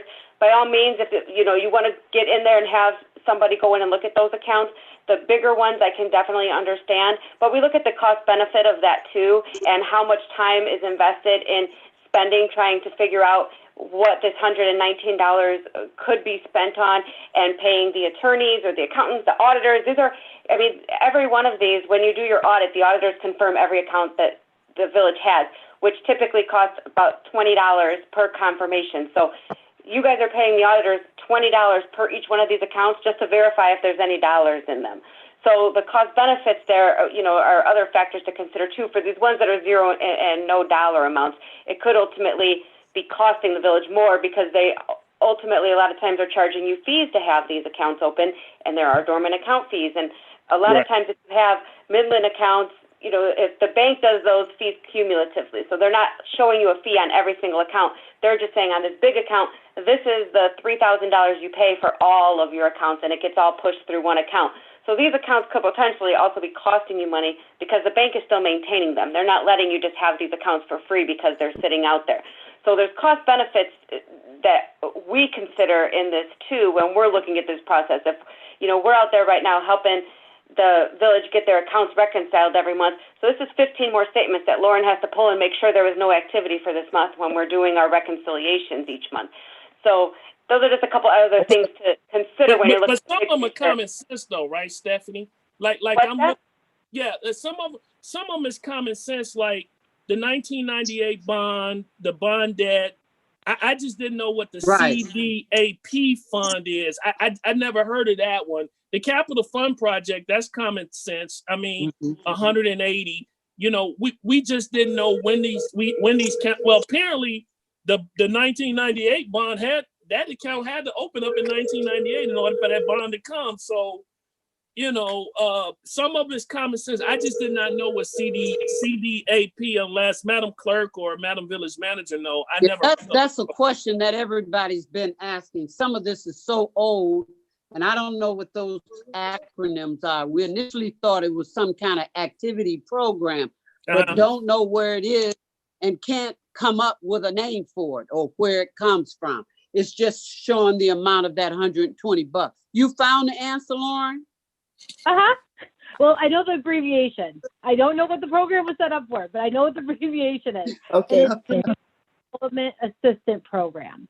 Say again? Yeah. It's Community Development Assistance Program. Oh. And so, but what does that mean? So, but I know what CDA is. Madam Clerk, I've heard that one. Go ahead, Madam Clerk. I think that was opened years ago when our former president Palmer was in office, and there was a lot of flooding on Union Drive and certain portion in the Vistas. So they set up a fund to assist the homeowners in getting some of the repairs that the water company did not pay, and to have funds in an emergency. Okay, learned something. Didn't know that. Okay. So, man, I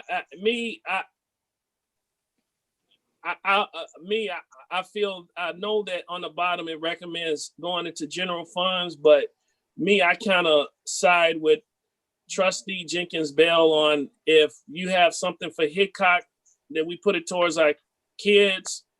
Well, let's work on closing the accounts, and what you guys decide to do and do with the funding and direct it to whatever entity it goes to is fine. But let's close these pass-through accounts and start getting those out the way. Should we? How many do we have after that? How many accounts do we have open right now? That's a good question.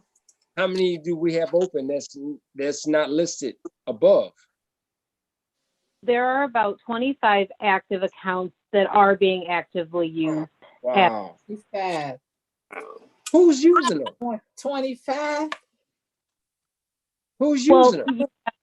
For TIFs, you have some for, let's see, you have like town center money, you have MST funds, you have like a payroll account that all the payroll expenses go through, scholarship funds, so that's kind of segregated, forfeiture money that we have to have separated.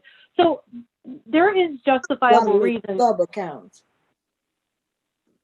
What was that? How many sub accounts? No, I was saying are those sub accounts? Oh, are they sub accounts? No, these are actual bank accounts that are out there. Actual, Yeah. With a purpose. in my experience, 25 to 35 accounts isn't completely out of line.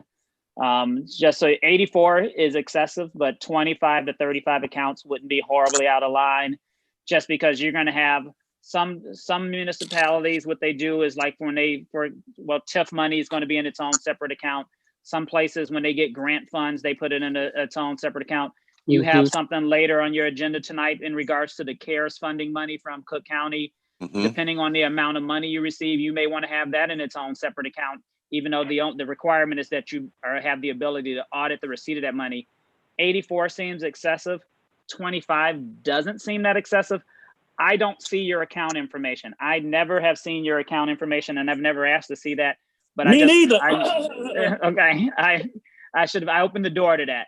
But I will tell you, 25 accounts is not that excessive to me. I'll defer to your accounts, but that doesn't seem to be that many, like an irrational number of accounts. I don't understand. Based on what you're then have. That would be after we close these Counselor, accounts. I don't understand how we've been remiss in 80 some odd accounts. I don't know how we left that dormant.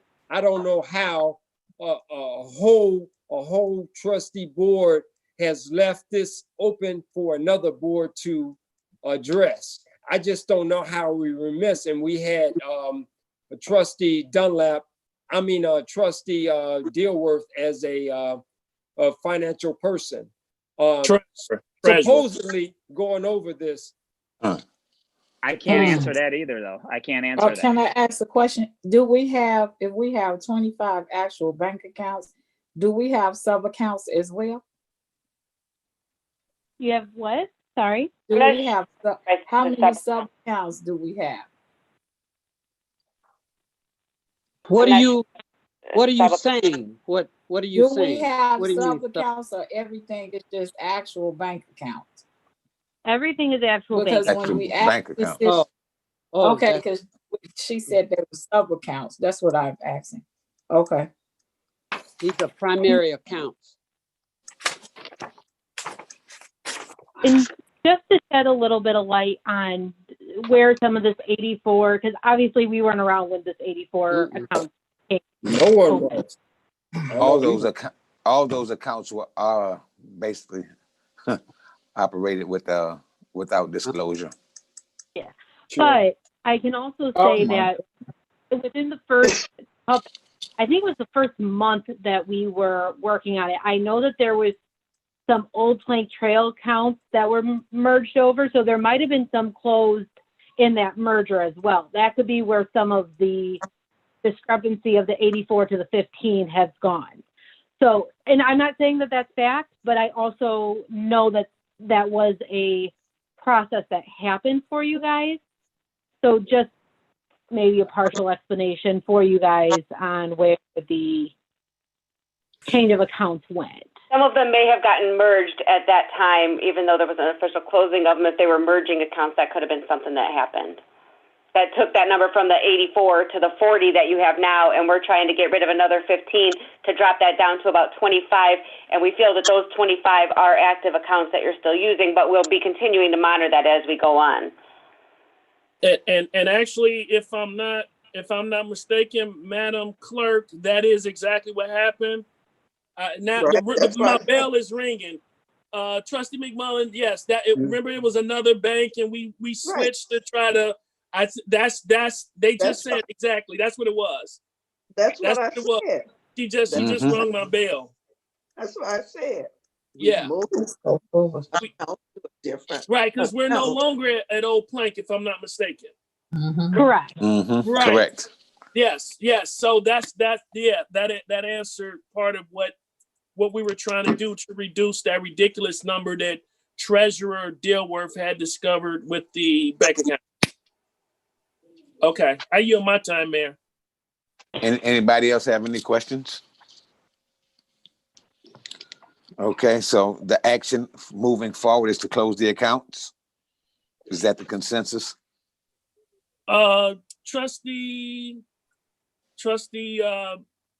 Jenkins Bell had made a good point though about where the money where we would allocate it. Well, yeah, but let's I agree close. we should close it. I just want to make sure that we can take that dollar amount. I'm objecting to truck enforcement because I feel that should have been the second account. Remember, Mayor, I think it was Trustee Payton or Brown. One of them wanted to leave. They wanted the money to go to general funds, so that might have been why that bank account sat like that, where the money was supposed to go to half the police department and then other one into general funds. I don't know if you remember that when we first implemented truck enforcement. And we're talking over 10, 15 years ago, Mayor. So that was quite a bit. Yeah. So I do know that PD is in dire need of funds in reference to what they're going to do, and that money is supposed to take care of itself. Justice Fund at Hickory School. I mean, if Trustee Jenkins Bell, I mean, I think we all in agreement that it should close, and we've got a couple of weeks in between. You guys can make decisions on allocations or whatsoever. So what's the consensus? Trustee Williams, go ahead. You're muted, Liz. Trustee, you're muted. Your mic.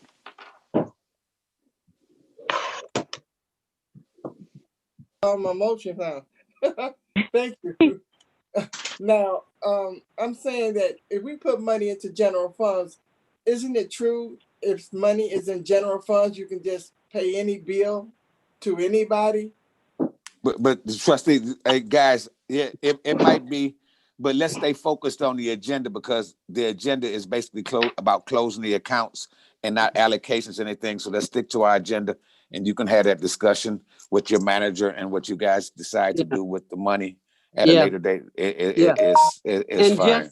I just want to, general fund is based on budget. It's what the budget is what we utilize. And if those dollars are in general fund, then we get to use specific amounts of general fund dollar to expend that line item cost.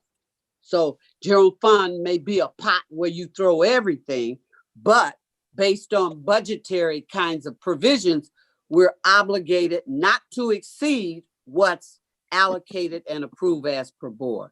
So that kind of addresses your question there you were talking. But if you escrow those dollars or limit just say you escrow the dollars or you earmark the dollars as such, then we can't use X number of dollars, hypothetically, $120,000 out of, say, Hickory Fund. We will escrow those dollars for expenditures and buying food, whatever.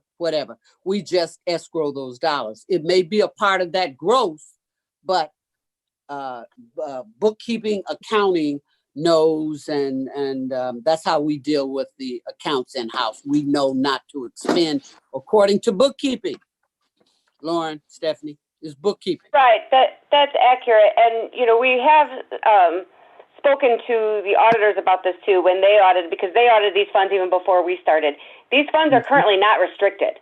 There is no restrictions in the book showing on this. So we're not taking restricted funds and putting them into non-restricted funds. We're just moving the cash from one bank account to another. Technically, you could take that $16,000 and spend it on anything right now. It's not in a restricted fund. And there is another fund for the Hickory School Fund, but these were grants that the monies were spent. They got the money, it was spent, and it just wasn't moved out of these bank accounts. So the auditors have no restrictions on this. We've cleared this with the auditors before we presented it here to make sure that our audits and what we were coming up with was consistent with what was in the audit, because we always wanted to be coordinated. So, there's no questions about it later of what came up. And so these funds are not going from restricted to unrestricted. They're just getting moved from one bank account to another bank account. But Ms. E is accurate in the accounting of it with respect to how you want to spend it. That's going to just be where your budgeted comes in at. It'll just be the dollars that are sitting in your fund balance cash that you have on hand, but you have the cash on hand now.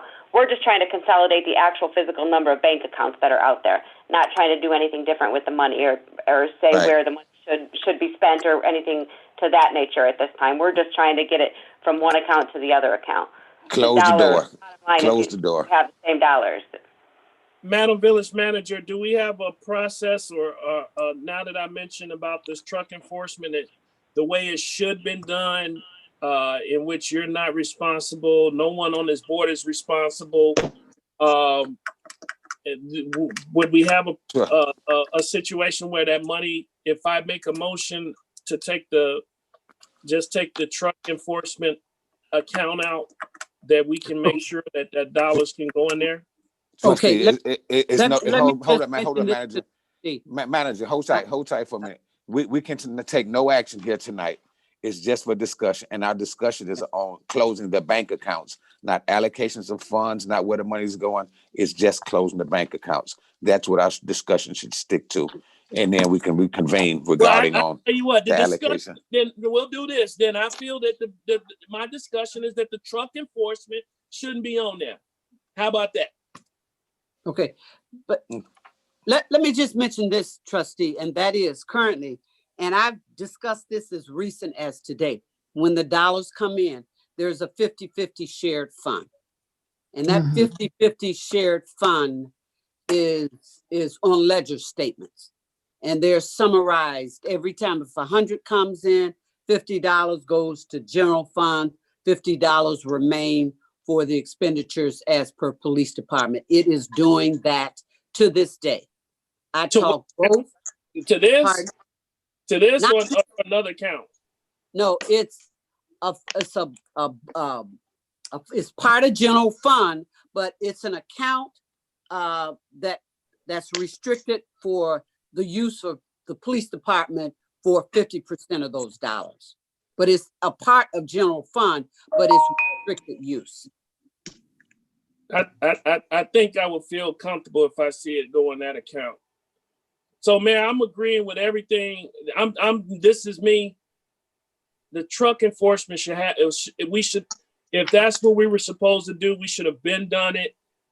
I know we're not responsible how people were doing it in the past, and move on from there. We close other accounts. I can send my email reference to recommendation allocation. And I'm also going to talk to the chief further about the ox cart provision under the trucking.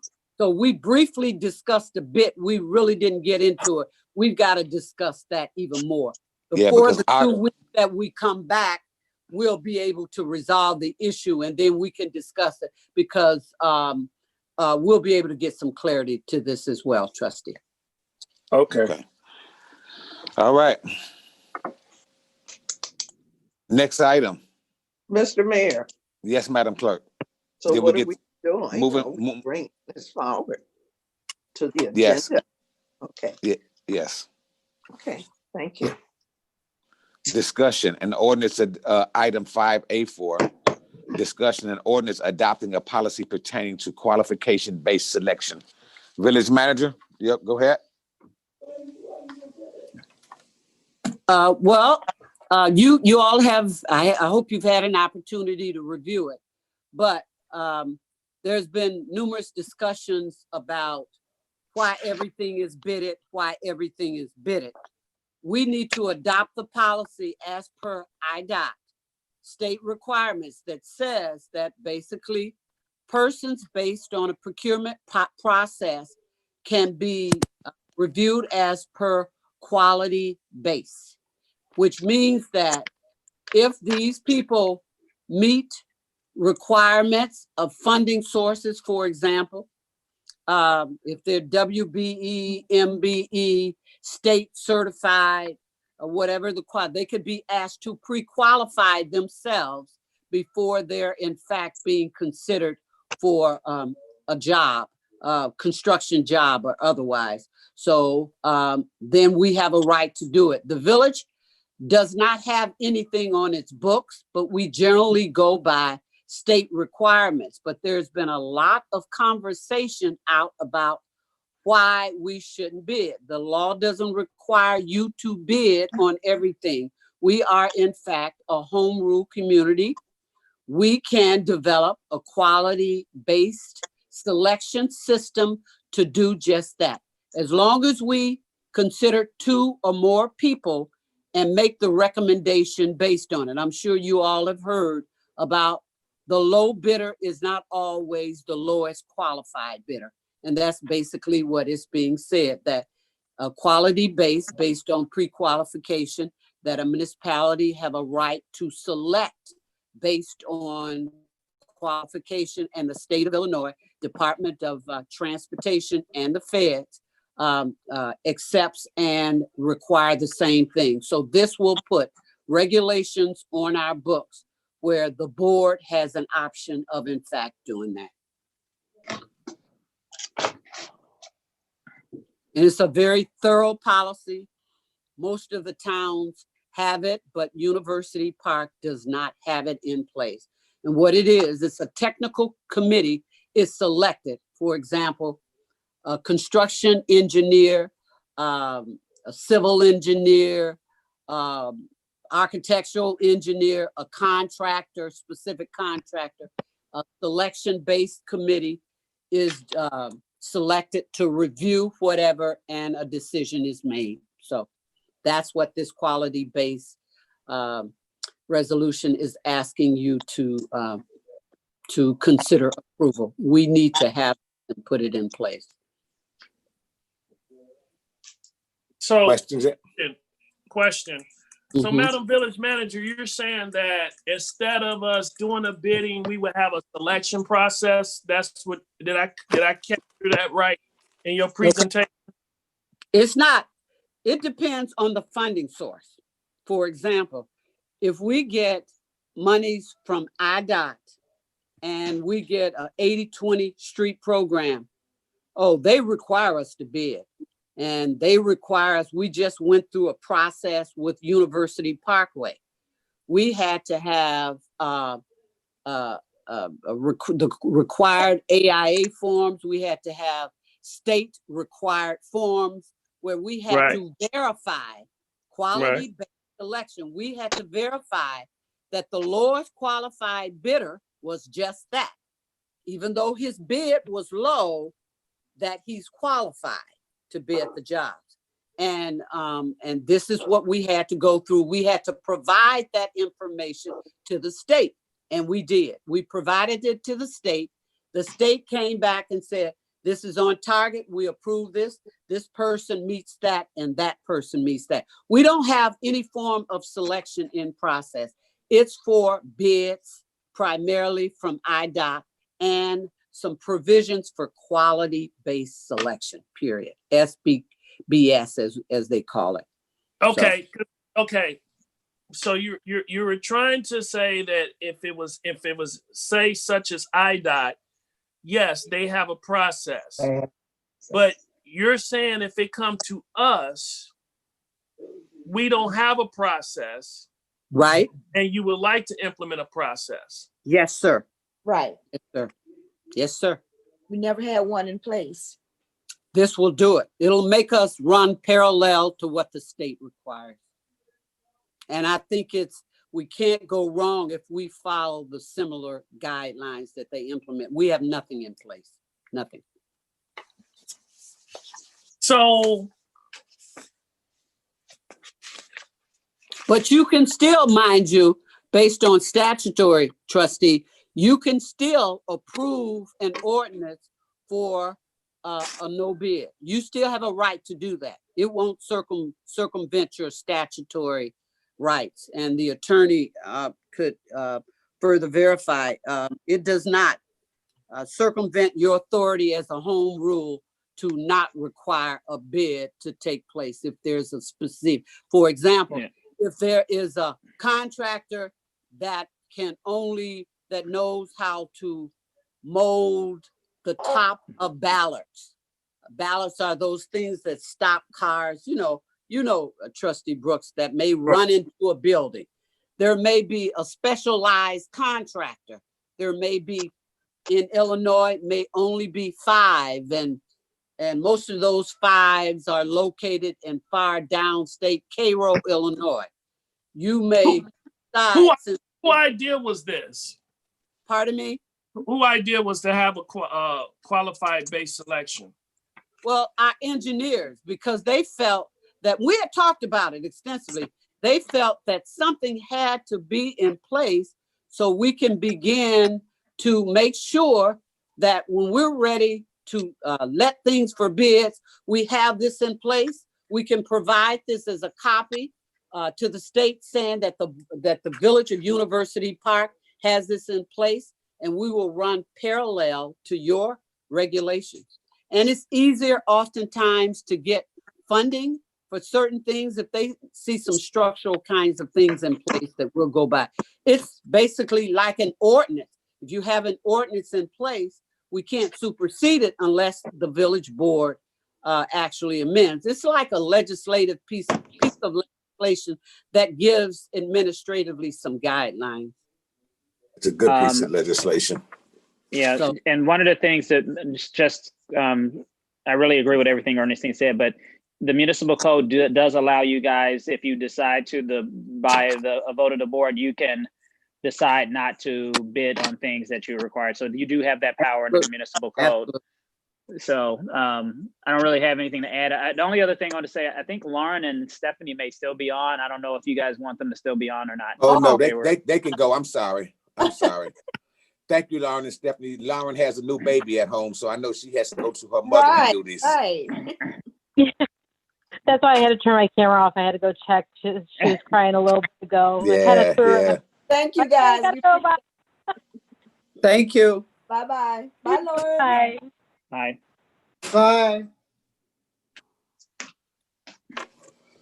Bye. Okay, Attorney Miller. So Joe, you just finished? yeah, I was done. I'm sorry, Mr. Mayor. I apologize. Okay. Go ahead, Trustee Brooks. So pretty much, this is just only recommended by the engineers. This is not something that we need to do. This is only them saying that we can have this policy pertaining to qualified base selection. Yes, and it's easier with funding sources, especially with IDOT. Other towns use this all the time. In fact, this is where we borrowed this from. Other towns use it all the time, and they have an opportunity to get transportation-based funding.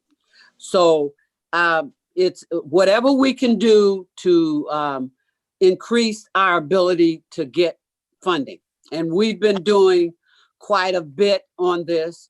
Transportation dollars, CMAQ dollars, other IDOT dollars, because we have something in place to say, yes, we can expect you to adhere to specific qualification-based selection activities. We think you are a risk for us, a positive risk for us to give you dollars. And it's just a method. Other towns use them all the time. And University Park just needs something in core for us to have in place as a guideline to go by. And it also just shows that we have more structure in putting these more procedures in. I have a tendency to agree with this, working with other companies, Trustee Brooks. I see the look on your face, but it's from me working with other companies and me owning a couple of companies. This is a good procedure to have in place, and it shows that you're structured and you got procedures in place to make sure things are done properly. And it, like she said, it doesn't mean that things won't go out to bid, because there are certain things that are going to have to go out. We have to. Yeah, but it's a policy and procedure, which she said University Park the village has never had. Never. And if it's a benefit to the, in my opinion, it's a bit of benefit to the village. I mean, I'm all for it because I know about these particular things. Just FYI. It's part of development. Shirley, if I could. May I be recognized? Oh, I'm sorry. Go ahead. Trustee Franklin and Trustee Williams. If I could just piggyback on Shirley, so it does seem, I guess, to offer you some sense of comfort, it does seem to be a best practice from the research that I've done in the procurement process.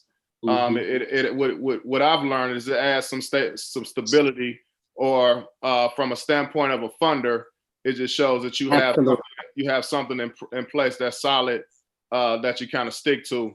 So I don't see any harm in it.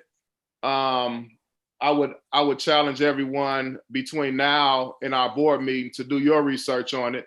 And there's some neighboring communities that's actually using it that I found out. I'm always reaching out to neighboring communities and seeing how they feel about different things. So I would just challenge everyone. Which one, Coach? Which one did you know? I would reach out to Matson, and I would also reach out to Aurora if you want to find a little more information out. But I would say between now, I would say let's put it on. I would vote to put it on the agenda, and then between now and our next board meeting, if everyone can kind of do their research and learn a little bit more about it. That sounds good. Trustee Williams, go ahead. Yeah, okay. My question was, at the end of this, if we get it or we don't, if we get this, the trustees still get the right to vote. Absolutely. Yeah. Absolutely. Yeah. We have three options. Always. We're increasing our options, which quantifies and qualifies us for more monies. People are hating to give up their dollars when there are questionable situations in terms of how dollars are. You don't have any policy. They want to see some controlled entities, and this is towns know what to do. Put it on their books and whatever. So, most people would look at us and say, "How we've been operating all these years without something like this in place?" So it's just another way to make this town more legislatively responsible, where we can use your guidelines as a system to go after. Structure is needed. So okay, I'm in agreement. Okay. Okay. All right, we're gonna move this forward, guys. Madam Clerk, we're gonna close that item up. So we're moving this forward. Yes, ma'am. Yes. Thank you. Madam Clerk, where we are, item 5A5, discussion of resolution approving and authorizing execution of a non-binding letter of intent by and between the Village of University Park and Progressive Development Group, LLC. Okay, manager, here we go. okay, what this is, it's a entity that Ed Goslin is an attorney that's part of this group, and all of them, they worked this in other towns. They did it in Tinley Park, Orland Park, communities like these where, and it's a known factor to do this. What they do is they go and they seek out what our options are on getting structural buildings done for municipalities. For example, what they did in Tinley Park is what Tinley Park has. They went out and they found a funding source, and the developer took over the financial responsibility of this, and they built the structure based on the request of the municipalities. And then they enter in an agreement with the municipalities for the town to pay X number of dollars monthly, and it's like a rent to buy. That's what it basically is, for lack of. It's like a rent to buy. You pay X number of dollars per month for this set of specifications, pay it for X number of years. After that year, you pay $1. It then becomes that of the village.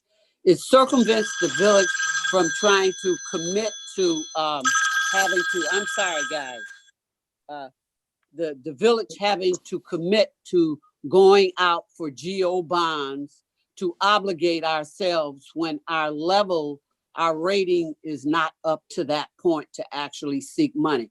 What they're gonna do fire and police. Police will have, we've talked about this as a part of the initial drive when we took everybody around town, but some of those locations have gone, so we're trying to find others. But we will have, it's called a public safety facility, yeah, where it be occupied by both police and fire. So it's an added facility that will give the much needed directives on the on the west side of town with the influx of the height of industrial development.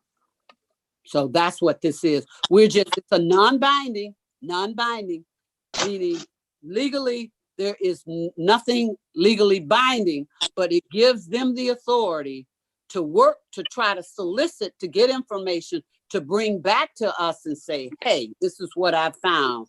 What do you think? They're going from schematics on designs of buildings, square footages, how it's housed, the whole 9 yards. And they're telling you cost, variations in cost. They're taking the financial responsibilities of it. What we have to look at is once they bring it back, if we have the financial wherewithal to pay that lease payment every month as a rent to purchase, and at the end of the number of years, give them $1, the village will actually own the facility. And we're coming up to some tax provisions where some tax reductions will be considered on the construction of this building. Yes, ma'am. Madam Clerk? Oh, sorry. I was just looking at the proposal and it says fire station and public works building. No, that's an error. It's on the building. This was an error. Okay. They're gonna, when they give it to us, they're gonna change this sheet. We're changing. In fact, the attorney is making the change now. That's what I I'll send him a Word document. I had to That's send why him I a was Word. confused. That's what I saw too. Okay. Yeah. I'm sorry, but if you read the contents. I understand, but that's why I brought it up. Yeah. I Thank you. it was right Yeah. here. Thank you. This is being changed as we speak. Okay. For the record, absolutely. So it's public safety, not public works. Yes. Right. And that gives us fire protection on the west side, because it's always been a fear of ours. If there's something going on bad in the industrial park and there's a train of massive traffic coming from our station to get over to the industrial park, we really don't want other municipalities to have to respond, be the first responders in our community. So that gives us equal protection on both the residential and the commercial side and industrial park. And if I'm not mistaken, down the line, I think Public Works will be going to the old fire station. Maybe that would be something to look at as well. Ms. E, Yes. can the costs? That's what they're gonna bring to you. They're finding all this out. This is just a matter of you giving them the permission to snoop. That's all. It's a non-binding. They're gonna come to you with the costs from A to Z. It's almost like a pro forma. They're gonna come to you with all of that. They're gonna do some preliminary schematic. They're gonna tell you financial sources they're using. They're even looking at all kinds of concessions that are available in town. TIF, which will probably be none, but enterprise zone. We talked about all kinds of provisions, opportunity zones. This town doesn't have an opportunity zone, and I'm going to come back to the board with an opportunity zone. So I told you that. I don't want to get in, but there are a lot of provisions that we can really get from this, and certain things are just not in place. It says that the initial cost of this is $5.7 million. That's their, but it's very difficult for them now. It's based on what the areas we took them to show them, but they're going to come back with some features. They've talked to the fire department, and they're looking at what is needed through the police department. Yeah, and they've come up with some estimates. But I understand, but realistically, I don't even know why we having a conversation or why they want to have a conversation with us when everybody's suffering, and especially with us, when we know that we're going to be at least a couple million short this year, where we're trying to figure out how to move forward. Okay, but trustee, we're also looking at EDA funds. So what we're trying to do EDA funds? we're looking at EDA funds to help supplement this project. In the last year, and I'll provide you a summary of all the funds and the project that you gonna really give it to me, Miss E? if you like it, I surely will. It's only a matter of a few hours. I will give it to you. I will give it to you. Because I know you said that we were going to take some of the million, and which I'm sure is gone from the Amazon to rehab that station too. Yes, but 3. now, Yeah, and I don't want to. We can call and I'll Let tell him, you. let him finish, man. Let him finish. Go ahead, Trustee. yeah, And we are. ma'am. Yes, because they're in there. We don't know how long it would take, but we got to bring it into compliance. Starting out with the roof, mold remediation. The other door has fallen in. So yes, we have to. We're still going to do that. We haven't. That budget with the impact dollars is still in play. We can't touch that. We've designated what it's for, so we can't touch that. It's already been earmarked. This is just future planning for the future. Yeah, the mayor mentioned that down the line, but I didn't bring it. I didn't. Right now, my concern is getting Fire Station 2 in compliance because the women and men are actually living in there. And we do know how tight it is, right? I mean, do they know how tight it is? I mean, I appreciate that they would love to come out and do a project like this, but even off top, 5.7 million, and even though they said this is initial and they may change it, I mean, I'm not gonna act like we rich. I'm not. I can't. But Trustee, but let me tell you something. This is almost like a wish list proposal. They're getting the information. They're not asking us to come up with any money. And all of this will be revealed. We just need a letter of intent to move forward for investigation. It's non-binding. If you go through and read it, and the attorney can tell you, it's not obligating us to anything. It's not obligating us at all. So we don't have to pay anything to them? No, ma'am. No, sir. No, ma'am. No, ma'am. No. So they're gonna do the work. They're gonna do the work for us on their own. That's how they make their money. They can do the work, come back and try to convince us, tell us sources, whatever. They're doing this. That's how they make their money. That's how business operate. Yeah. So we don't have to pay for any of this, Trustee. I just wanted it all to be clear. Oh, I'm straight clear. This is the time when you plan for these things in the future, what we consider as a storm right now, but I think we're doing extremely well doing our conditions. And it says it's a non-binding LOI. That's what it says. Does say that. So they're just going to be going out. I'm still kind of confused on this.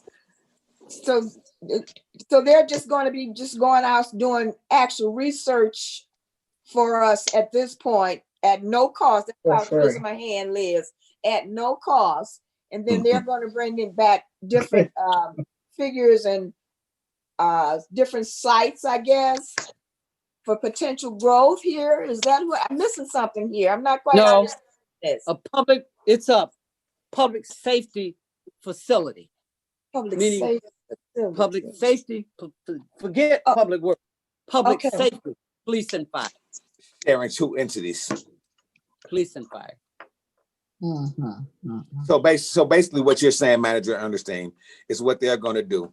They're going to go out, they're going to look at a building, they're going to look at the cost associated with the building, they're going to look at the performer from A to Z and say, well, we can get this building done for maybe $3 million if this, that, and another. We can apply ED funds to this particular project, and the bottom line out of your pocket might cost you this. That's all that they're going to do. Is that correct?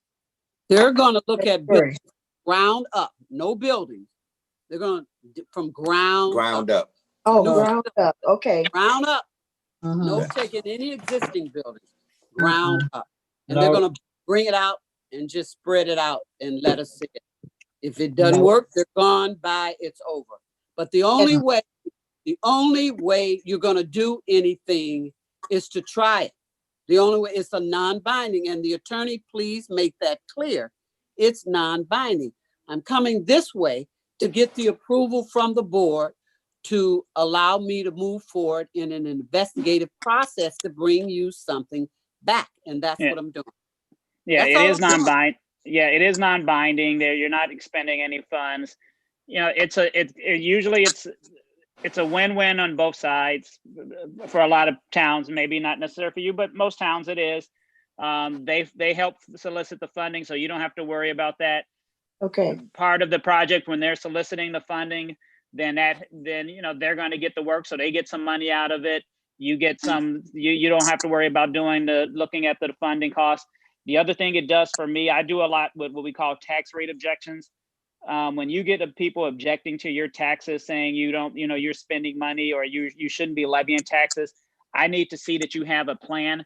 I use this as a planning document to say, listen, Judge, the Village of University Park actually has a plan on what they want to do and what they're going to spend money on. So it does usually work out. It is non-binding. If you decide not to do anything, then you won't have to spend any money on it. Nothing lost on it. Okay. As long as there's no fee, because we darn sure can't afford it.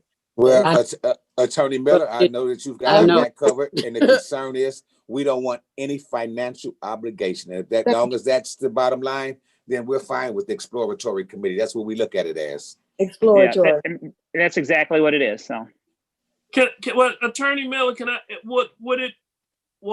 I guess help me with my point of view. Let me know if I'm seeing it wrong.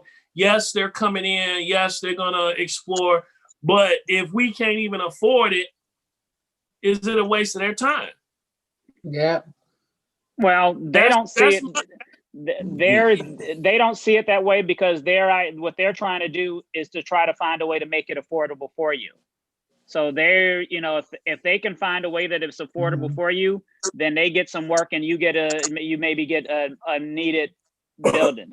So for their standpoint, they don't see it as a waste of time because they're thinking, if we can work things out for the Village of University Park, we're going to get some business out of it. So it's kind of their way of trying to procure business for themselves, and maybe a way of you getting some projects. What I always tell people is that as long as you don't have to pay anything in it, if they find out that they can't get anything for you, then oh well, they've invested some time, but they're willing to make that investment in you. So I don't necessarily worry about that part of it. But that's, just because that's how I think about it doesn't mean that's how you guys have to think about it. But I generally, if they can find a way to make it affordable for you. Go ahead. Who's going to speak? Go ahead. Trustee Brooks, will you? Miller? Yeah. I was gonna say that if are they gonna look like into our tips or they talking about revenue? No, none of that. Brooks, when he don't said worry your pretty head about it, Brooks. Don't worry your pretty head about it.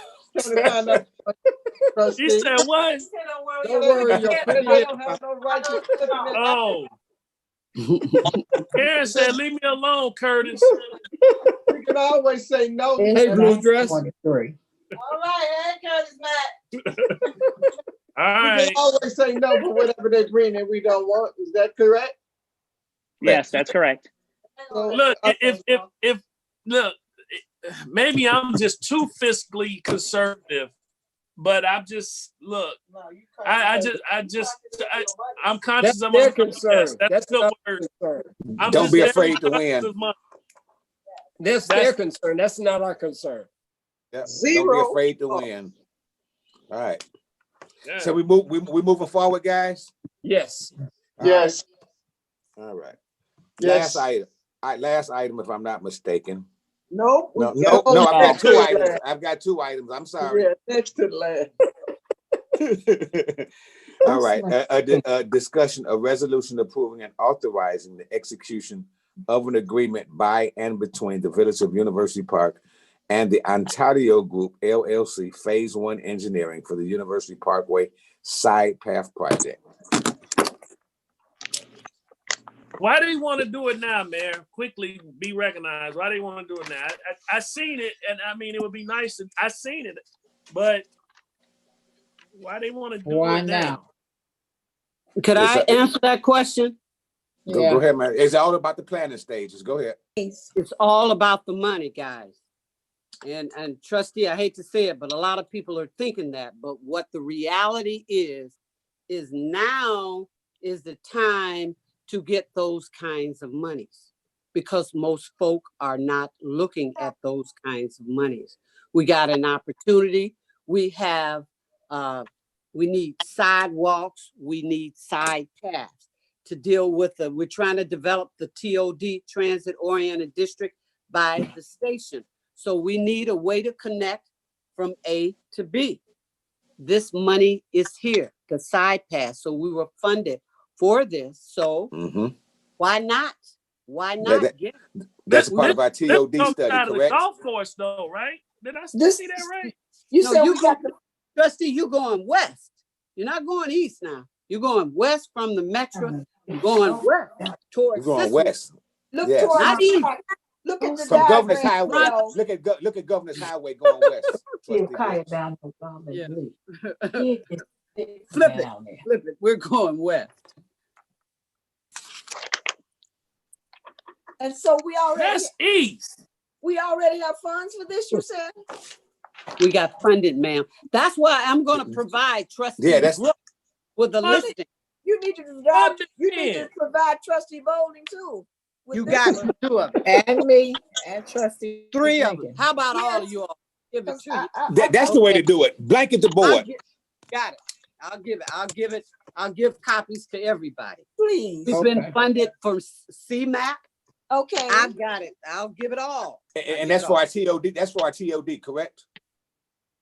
That's what I thought. We completely funded. And that's quite unusual because usually they're matching dollars and we don't have to provide a matching dollar for this particular project. But how we're doing that, Well, the village isn't taking responsibility. We're allowing them to take it. So any and extra cost that they have, they will incur it. We will lead the project, they will incur it. That way we don't have to worry about paying or matching share. They're funding it 100%. They're gonna bid it on our behalf. They're doing everything on that. That's different, Trustee. Back to what you were saying. I'm gonna give you copies of all of the amounts and the funding sources and what the project summary. because that should have been in our Dropbox, right? That should have been included before we even brought it. Okay, Right. but did you get, I've been reporting on it. I've been reporting on Yeah, this. but we kind of want to see things these days. Is it in a Well, drop? did you read It's I, the I looked. provision, the It's not in summary? the Dropbox. It's not in my No, draft. this was in, this, Uh-uh. It's in the the packet. summary. Yes, It's it's in the After I right there. see, It's Listen, one at a time, please. One at a time. If you, it has the, okay, hold on, let me go and tell you exactly, it's right. Tell there. me. Tell me. Okay, Help me read the understand this. summary. It's a resolution approving the authorization by the Village Youth Ontario Group. And if you follow it, it gives you the summary, the scope of work, what's happening on it, everything. Read through it. You're gonna have to just take some time. we And- talking about the money. It was It in was- your agenda So packet. it was grant funded. It was, it's from right. looking at it, it was grant funded by the RTA, right? Is that what you're Yes. saying? Yes. Yes. Read the packet here. I know I gave you all a lot, but I got it here. I it's got all it. I'm here. reading it. I got it It's highlighted. been there. All here. It's here. You got it twice. But You got it in I your just got one Dropbox. concern. You got- one concern.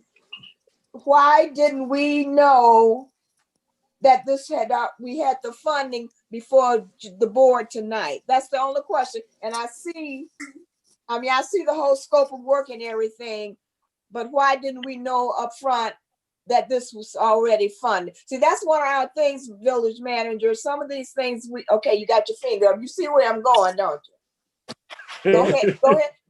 Go back. If I This- remember, it was September the 22nd meeting. If I remember. Yes, Okay. yes. It was. I'm looking at the notes. All that I forgot, but information. tell me, refresh my memory. That's all I'm asking. So I'm old here. I'm Yeah. 72. Yeah. Okay. Oh, Yeah. watch out now. What? I don't care. Yep, go ahead.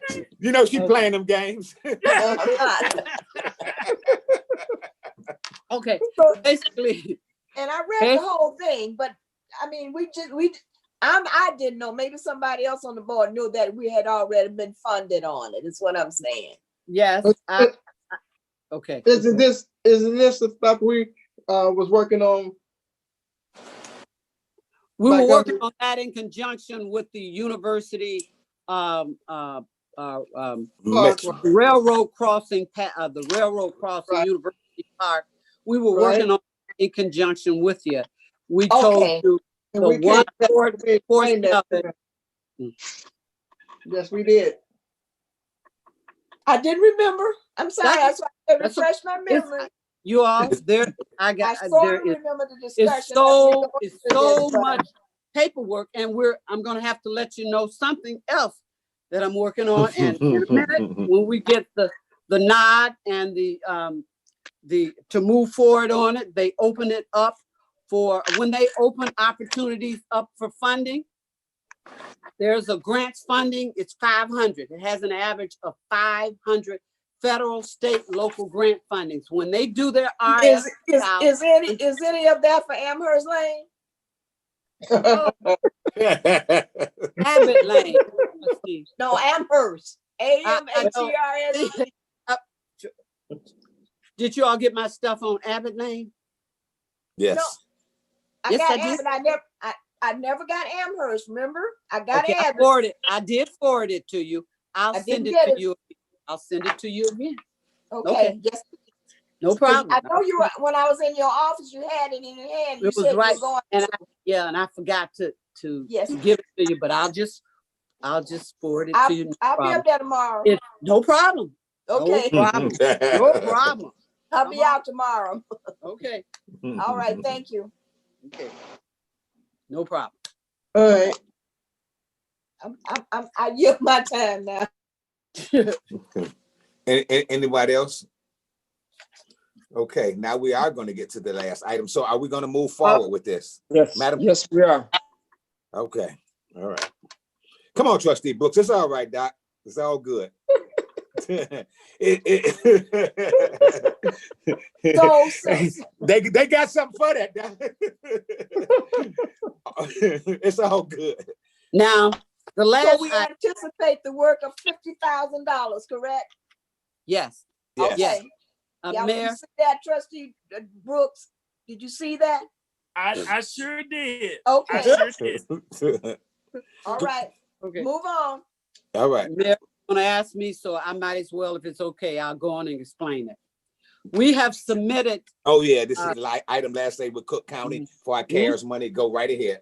Oh yeah, please explain that. We submitted the deadline to Will County. Our limit was $276,000. We submitted it. They changed their regulations that told us that they would include salaries that we would include as a part of the reimbursement request, salaries for police and fire. So what we did, we pulled down. Okay, we pulled down the salaries from March, I think it was March 23rd, all the way up through, March 16th, all the way up through September 23rd. For police and fire, excluding overtime, was approximately $2.1 million. That's basic. We only got $276,000 from Will County. So we had police, fire, finance to work with us. We went through, we had the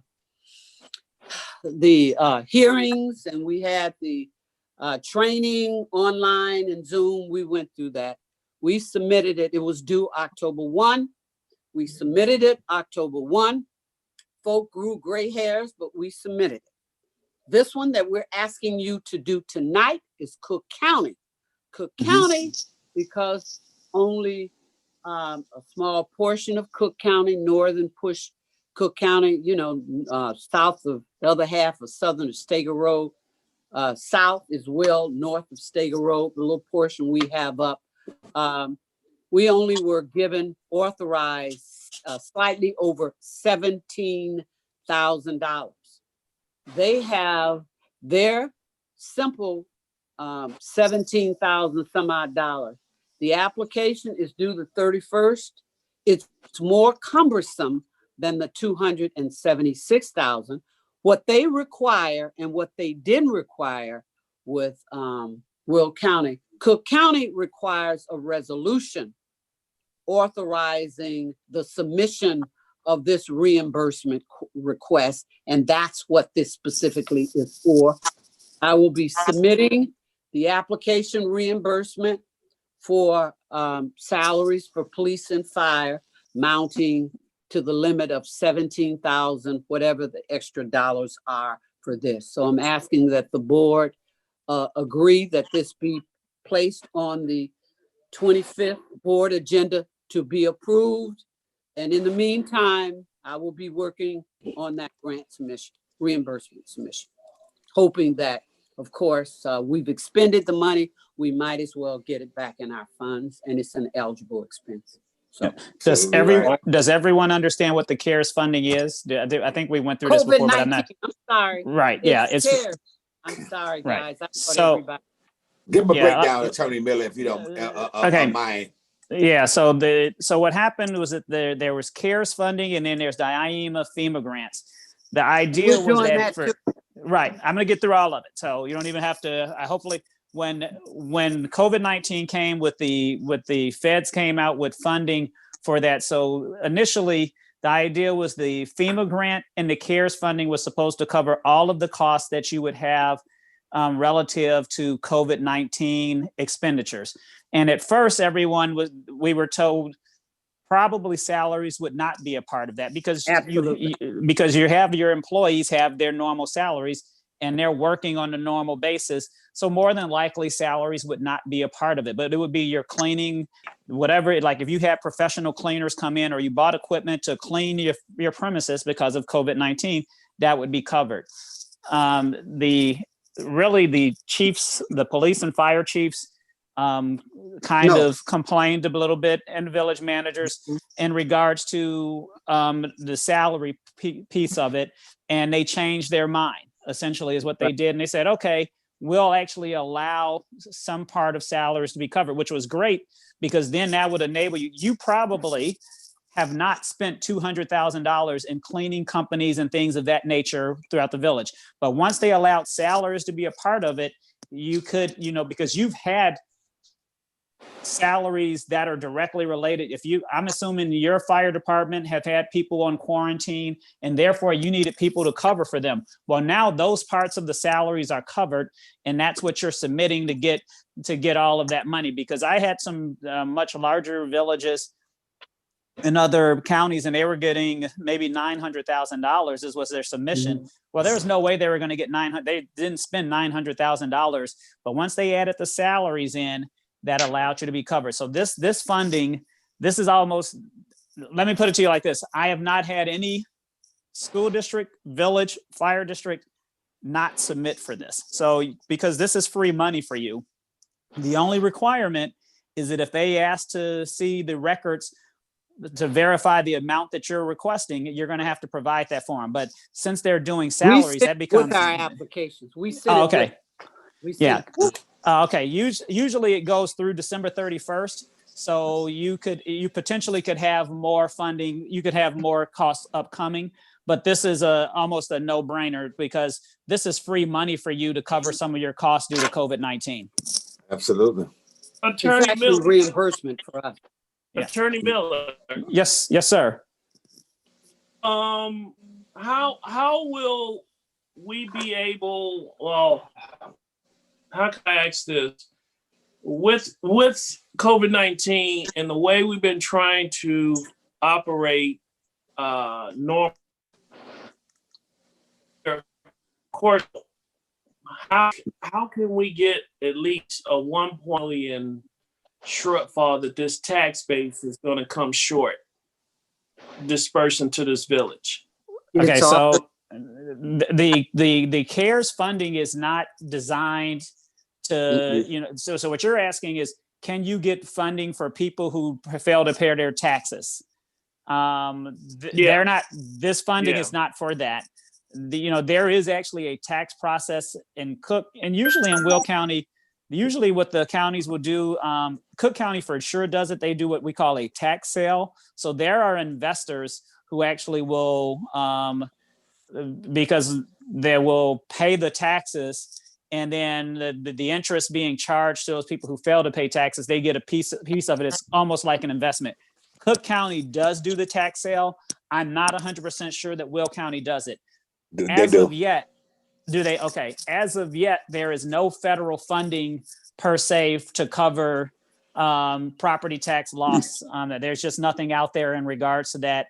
The expectation is that even people are going to pay their taxes. What several of the counties have done is they've delayed the deadline for payment of the taxes, but those people will still have to pay their taxes, or potentially they're going to risk losing their homes, or they're going to have liens on their homes, and that's going to hurt their ability to sell it. So there's no federal funding to do that. This is for your costs that are directly attributable to your COVID-19 expenditures. Now that it's got salaries, cleaning up facilities, a lot of people have bought PPE equipment, so masks, gowns, things of that nature for your police and firefighters. That would be covered under this as well. But in regards to your question in regards to tax, there's no federal funding in regards to that. There's no state funding in regards to that. The expectation is that the people are going to pay their taxes because they've been given longer time. If they don't, that's another issue. So pretty much, because I could say, Madam Village Manager, it was, and I think I even said it, I can't even remember, it was in March. She called me, I guess because I'm so cheap, right, Curtis? She said, yeah, she called and she said, no, remember, Madam Village, we were talking about, you said, Trustee, I need to brainstorm with you a little bit. And we spoke about all the gloves, all the things that you had to purchase. And I knew it was quite a bit. And so I just, I know that some of our money that we had spent this year went to that, plus our first responders. So I know that this will cover that back. I just want to make sure that when we get to our critical point that, this shortfall of money that's being anticipated, not just University Park, we're talking all over. We're talking about state, nationwide. That we'll be able to keep swimming without someone yelling, how is this board doing it? But I just want to kind of like give us a heads up that and actually, if I'm not mistaken, Madam Village Manager, I said, no, we do what we have to do for the sake of the people and to protect our employees. Okay. So, and I know we spent quite a few dollars. So I just was hoping that we get a little extra, considering that we're going to come short this year. And also, Trustee, I'm glad you mentioned that up. Yeah. As a result of that, since money was becoming weary, we were able to get other donations from organizations to help us buy as well, which helped a lot. Because at this point, we don't have any money earmarked for that anywhere right now. So we're trying to, and I didn't want to put anything out about anything. So I just won't even respond to the last portion of those. But it's like when you get something, you can't, if you're in a crisis, you don't eat up all the food in one helping. You have to save some of that food if you know you have to eat through. Trustee, are you there? Yeah, just trying to get to one place, a better spot, better Wi-Fi. Yeah, that you have to save some of that in order to eat for later. So we are attempting to do that, to respond to that. And we haven't bought any equipment in quite a while because we're doing just that. Okay. All right, Mayor. Yeah, I think it should be on. I think the board will say yes, and then I'm a motion to adjourn. Is there a second? I got one Wait a minute, question. I got one Go ahead, question. Trustee Franklin. I just want to make sure my figures are correct. So 276,000 Will County, and then we're looking for a potential 17,000 for Cook County. Is that correct? It's give us a few dollars on the end. Yeah, okay. Yeah, Okay. say 18,000 for Cook County. Okay, so in the ballpark of 293,000-ish. Okay, all right, thank you. Okay. All right, Trustee I Brooks. second. Motion to adjourn. I second. I second.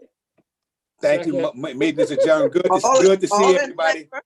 All All in in favor? Oh, Aye. Aye. Nay, so same sign. out of here. Okay, 10:05. Good night. Good night, everybody. Good Good night, everyone. Be Thank safe. you.